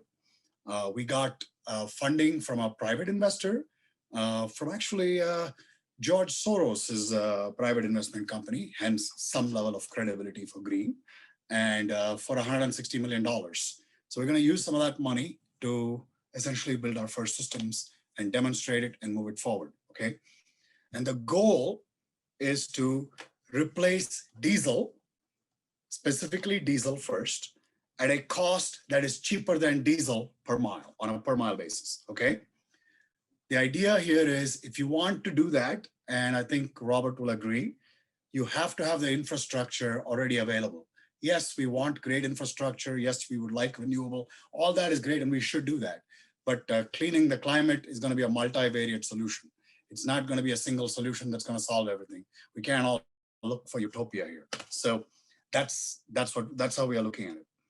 And so with that, we are Biotech. We are located in Albuquerque, New Mexico, and we are a distributed hydrogen provider, okay? We generate hydrogen distributed and provide it because, to everybody's point here, the highest cost for hydrogen is transportation, making it ready for transportation and transporting it. And to many people, the safety aspects or worries from back in the day, everybody thinks Hindenburg when they think hydrogen. Most of the accidents happen, not most, almost all of the accidents happen either during transport or during storage. So if you do distributed hydrogen, you reduce the cost and improve the safety. All of that is necessary to have public acceptance to hydrogen, okay? So the idea is to enable the hydrogen economy. So with that said, as we all know, the hydrogen market is growing pretty fast. We expect it to grow really fast. And this is not for electricity production, by the way. This is more for using energy at its source, right? So like if you have backup power that you need somewhere, okay, that you need suddenly, big data system, data centers, diesel trucks, large diesel trucks, okay? Electricity is not gonna push those guys. To give you an idea, a semi truck requires 2.5 tons of batteries to move it, okay? So that's a lot because it's a power game, not an energy game. So hydrogen is the way to go for those kinds of things. And so that's there. Technically, it's still a fuel cell that connects to a hydrogen source, and therefore, and with a small battery for intermittent changes. And that's what you get. And so your typical hydrogen fuel cell for running a big semi truck would probably be around a couple of 100 kilos. Okay, that's a big difference for people who are doing trucking industry and stuff. So that's the goal. That's the ones that are very polluting, and we want to remove that. So those are the main things. There are forklifts right now. There are hydrogen forklifts that are being used by Walmart, Amazon, all these guys. Drones. Tomorrow, battery powered drones last for half an hour, 45 minutes before they require a recharge. Hydrogen drones can go 2.5 hours, maybe a little more. You can now imagine moving medical supplies by drones across, without having to, worry about driving somewhere. And that's very big for like places like Navajo, where, houses and stuff are very separated and distributed, like New Mexico.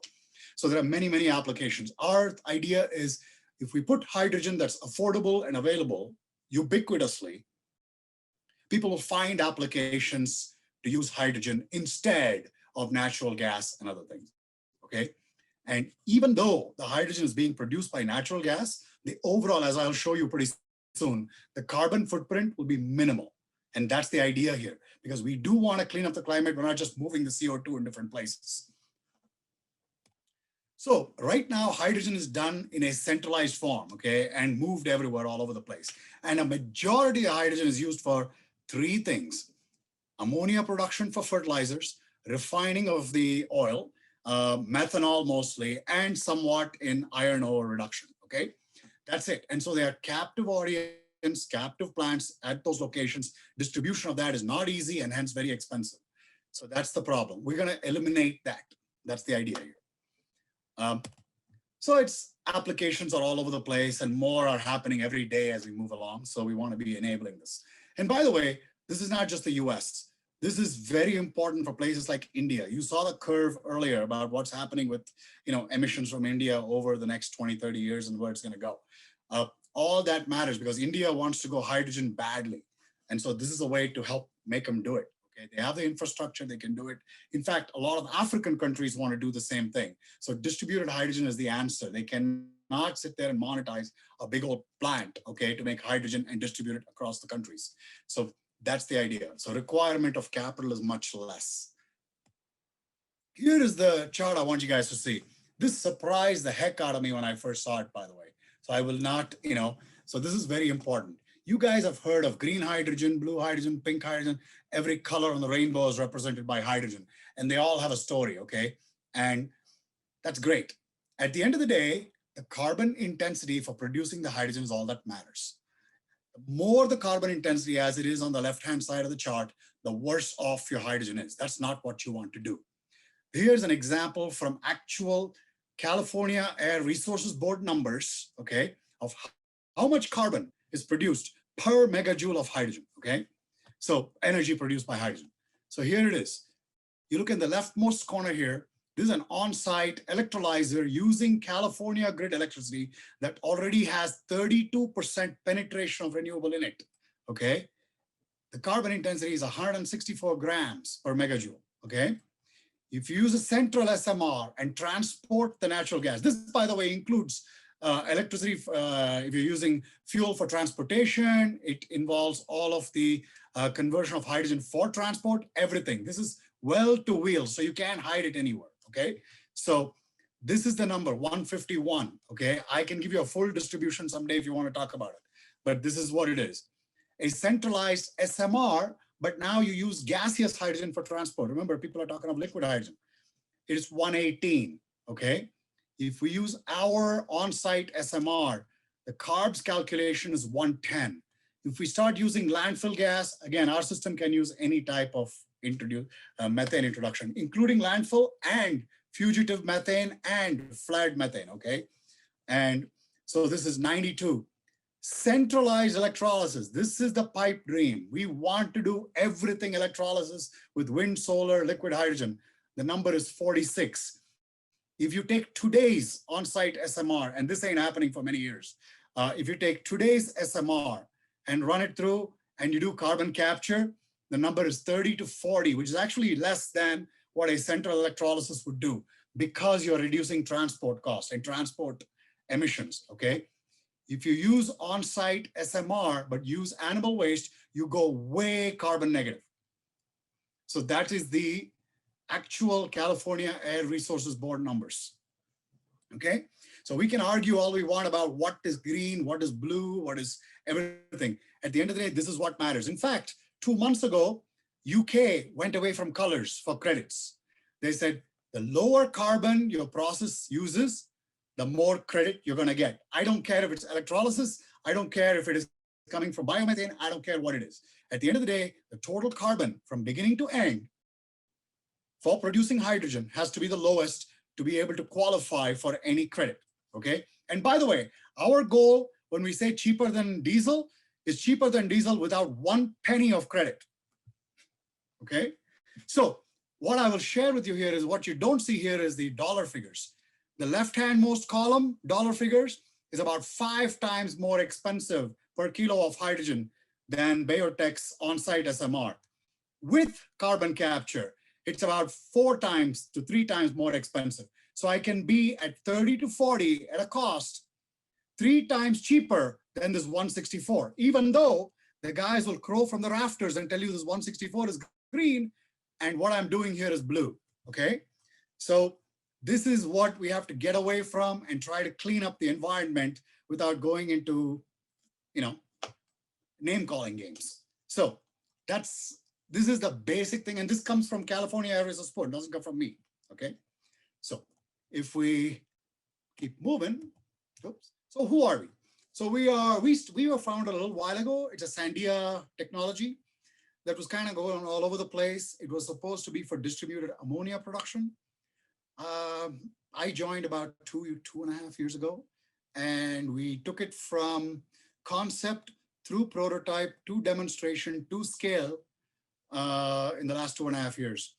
We have about 18,000 square foot headquarters here in Albuquerque, New Mexico, and where we do all of our R&D, our engineering and everything.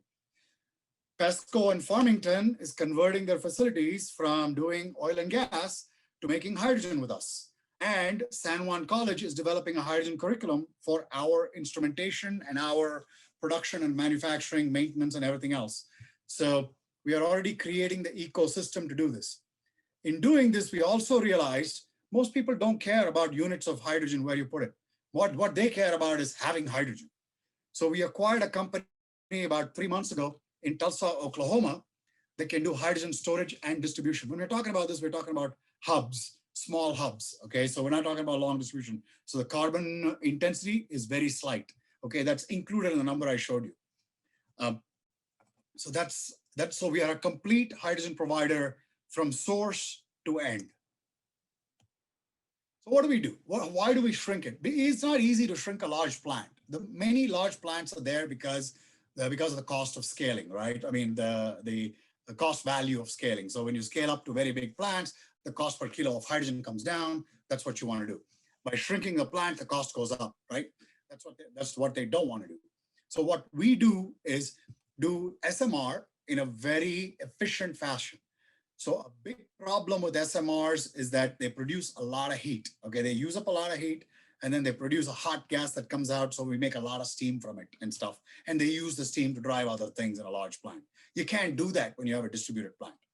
Our SMR takes care of most of the heat. We recover almost 40 to 50% of the heat right in this first reaction itself.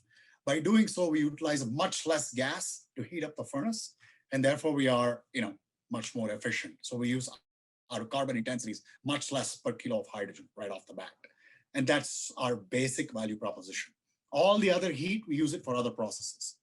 The second value we have is that our plant, our system, I call it, not a plant because it's not that big, is modular. So, whoops. It's modular, if you can see this. It's compact. This whole thing is about the size of 2 shipping containers. And this thing will produce 1 ton of hydrogen per day, okay? And if you look at it, the R&D and everything is just this little piece here. Over here, if you can see my cursor, I hope you can. This little piece here, which is just a bunch of SMR tubes that go in and take care of the reaction here, okay? All the other stuff is balance of plant, and we can do this. What is modular about this is it can take in all kinds of input feedstock, landfill gases, biomethane, flare gas, all of it. Just to give you an idea, we may want to do many things, but right now, on average in New Mexico, we are producing about 2 million tons of CO2 a year just from flaring the gas, okay?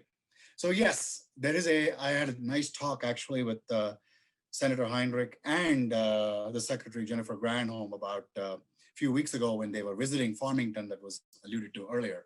And one of the first questions was exactly that. In producing natural gas, there's a lot of fugitive methane, there's a lot of flare gas, okay?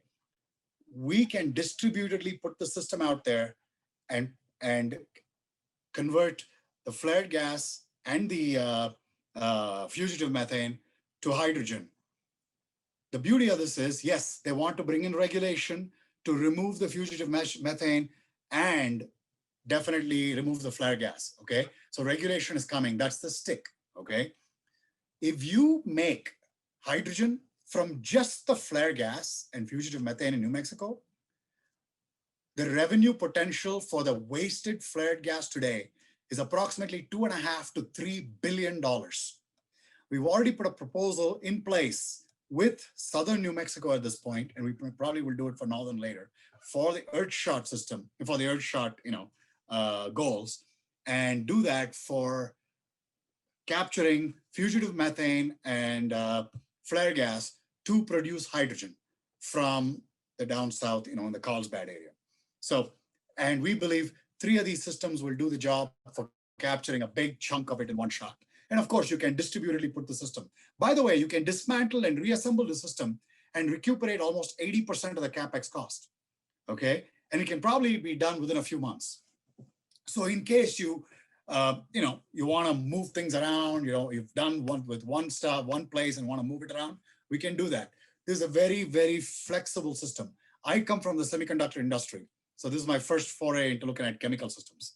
So to me, I'm using the idea that technology will be obsolete within 5 years.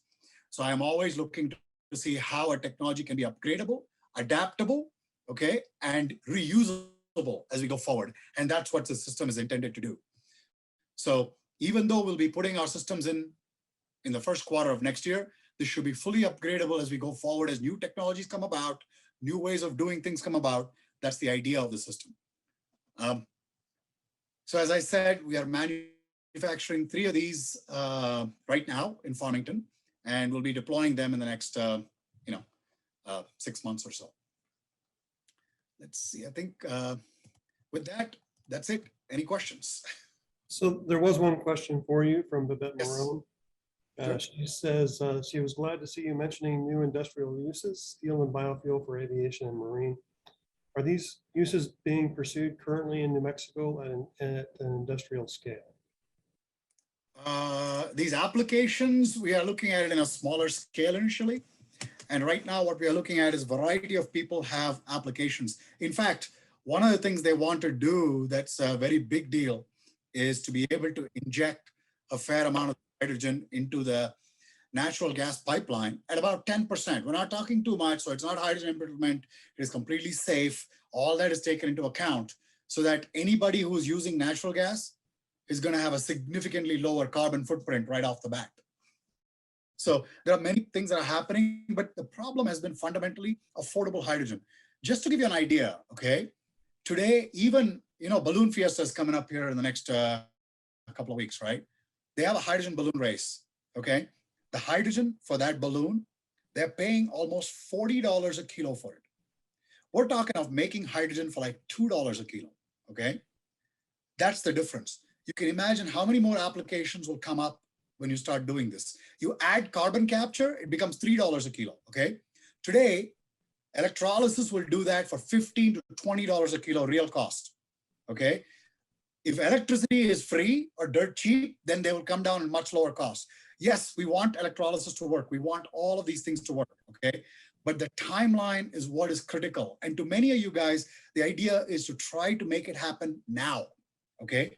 And that's what we are focusing on, because we think waiting for hydrogen to take off, waiting for these things to take off, waiting for it to be cost effective and doing it in many ways we're going to be too late. If we change the diesel footprint today, we can reduce the carbon footprint of the diesel vehicles.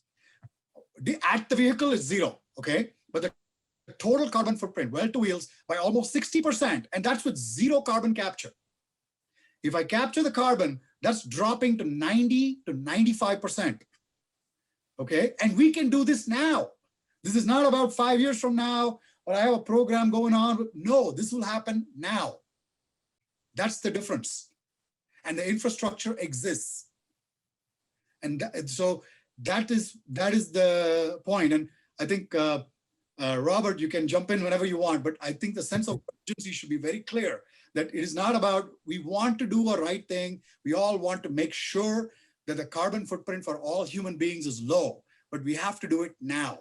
It's a multivariate solution. It is definitely a very timely issue.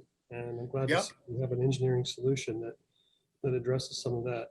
I would encourage you to make sure you incorporate carbon capture in all of your projects. Oh, definitely. Carbon capture is in our plan. I know I didn't say that here because I was last minute. I didn't know what the focus was going to be.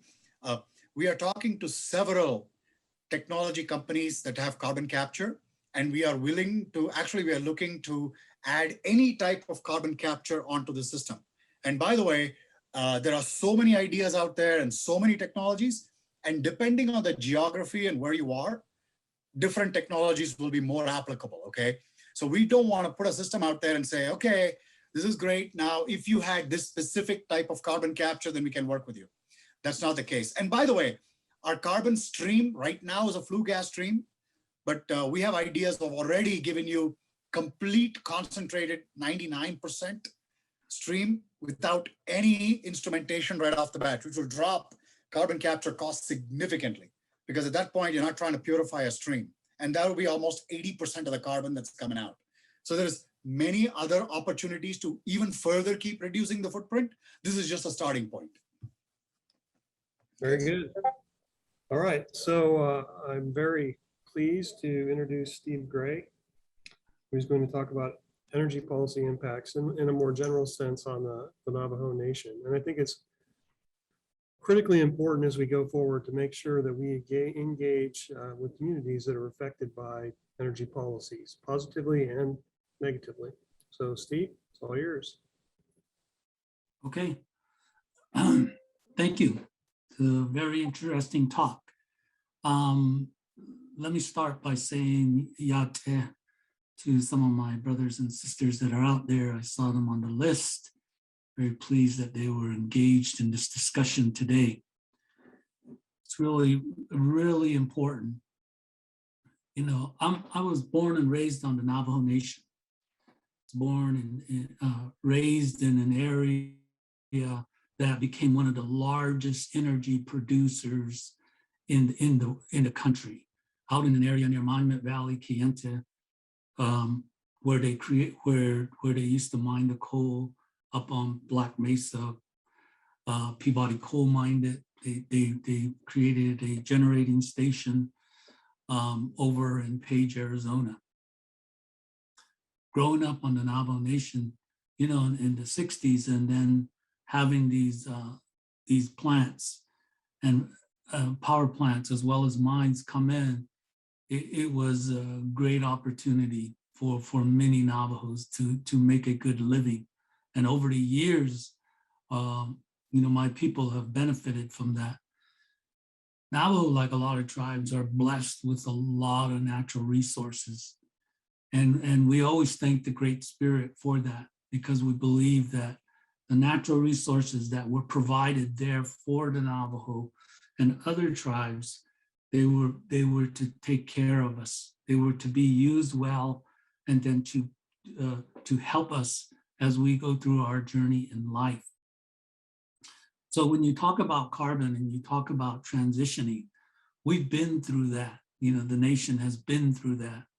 One of the biggest ones, if you look at, when World War II started, where did they get the uranium? Where did it come from? The eastern part of the Navajo Nation, there was a tremendous amount of extraction of that mineral. And then after that, they found coal. We have some of the largest coal beds that reside on the Navajo Nation, three of the largest. Hundreds of years of deposits are sitting there. But with that, there's also a lot of other things that come off of that. And so there's oil and gas as well in the region. So, as we talk about, these energy policies, you have to keep the tribes in mind. And that's what I'm here to say, because we've been impacted by that, by what those energy policies come down to. The Navajo Nation does have an energy policy. I was involved in that team in shaping that several years back.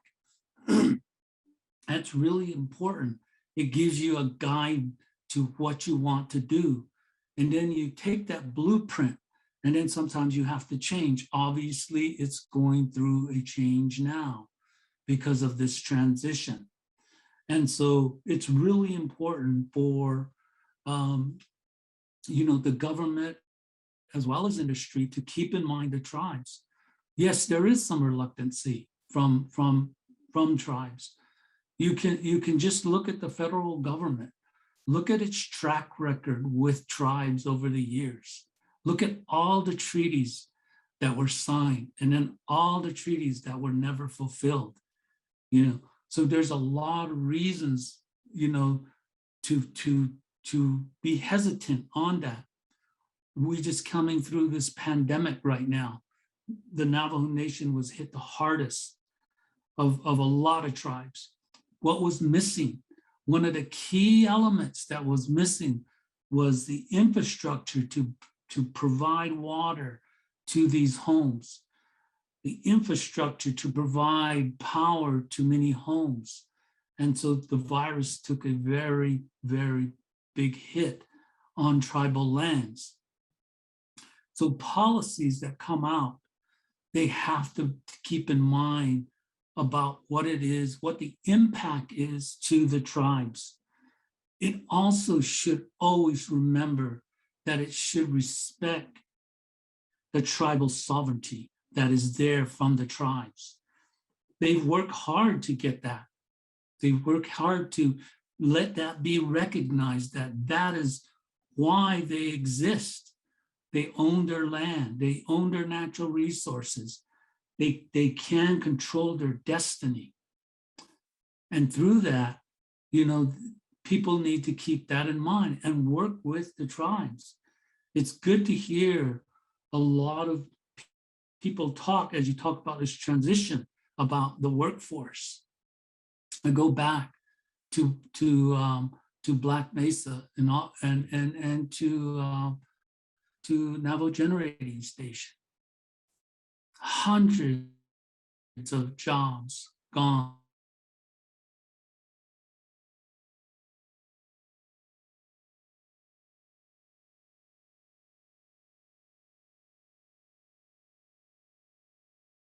Areas where there's jobs, to the Indian communities when that happens.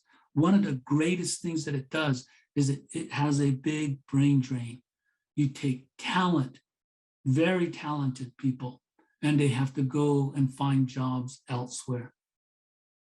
Over the years, if you look at it, Navajo Nation was and continues to be a very big producers.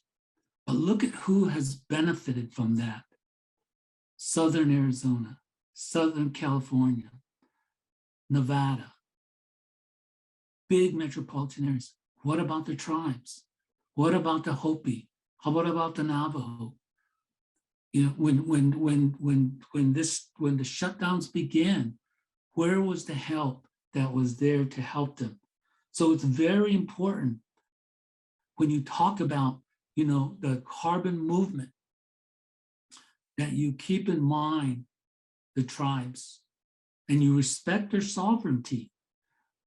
Navajo Nation is blessed because being an energy provider all these years has provided them, like many tribes, with something that has helped them and that could be very workable and usable to them today. And that is infrastructure, big power lines, substations. Those are out across the tribal lands, pipelines.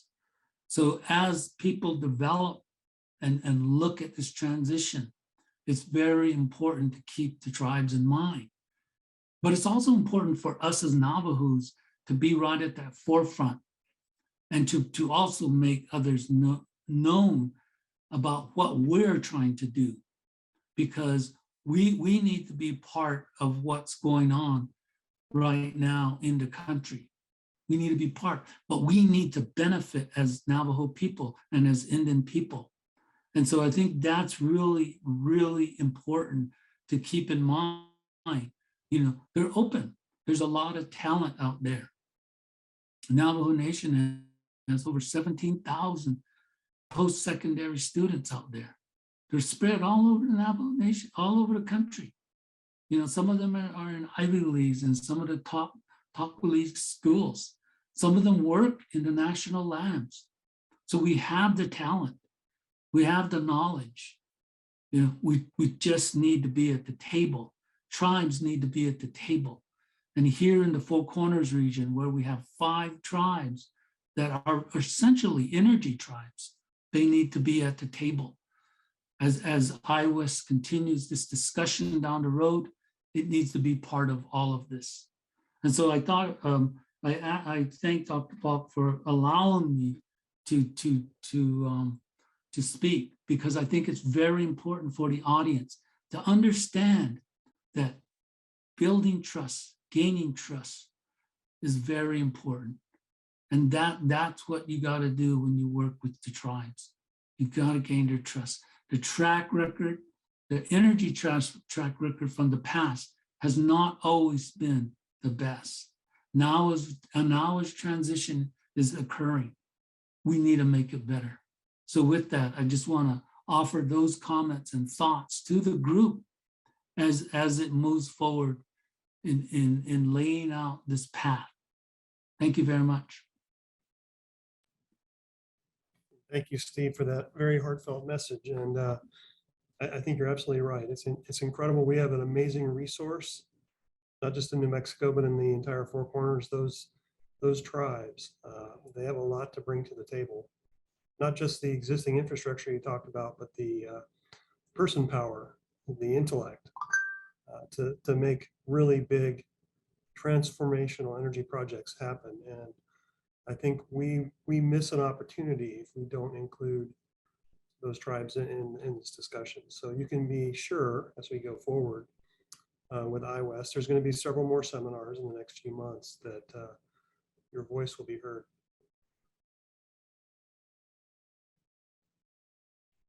Thank you. So to conclude the meeting, I think we've had a pretty long and engaging conversation. I appreciate everybody that hung on to the end. This is the sort of initial view. We wanted to get the very broad view of what's going on with the energy transition in New Mexico. We're planning on having hopefully some in-person meetings, but possibly webinars, depending upon COVID, in the next 6 months or so. that will include discussions up in the Four Corners area, down in the Permian Basin, and also in the population centers of New Mexico in Albuquerque and Santa Fe. And all those different stakeholders are going to bring something else to the conversation. I definitely appreciate the participation of all the panelists today. And I think we're off to a great start, and looking forward to an even better end to this discussion, but not an end to the development of energy in New Mexico. Hey, on behalf of all the panelists, Dr. Balch, thank you for organizing, and particularly thank you for your leadership in this important field. Yep. Thank you, Bob. I think with that, we can conclude and everybody can get on to the Friday, hopefully with a cold beverage of some sort or another.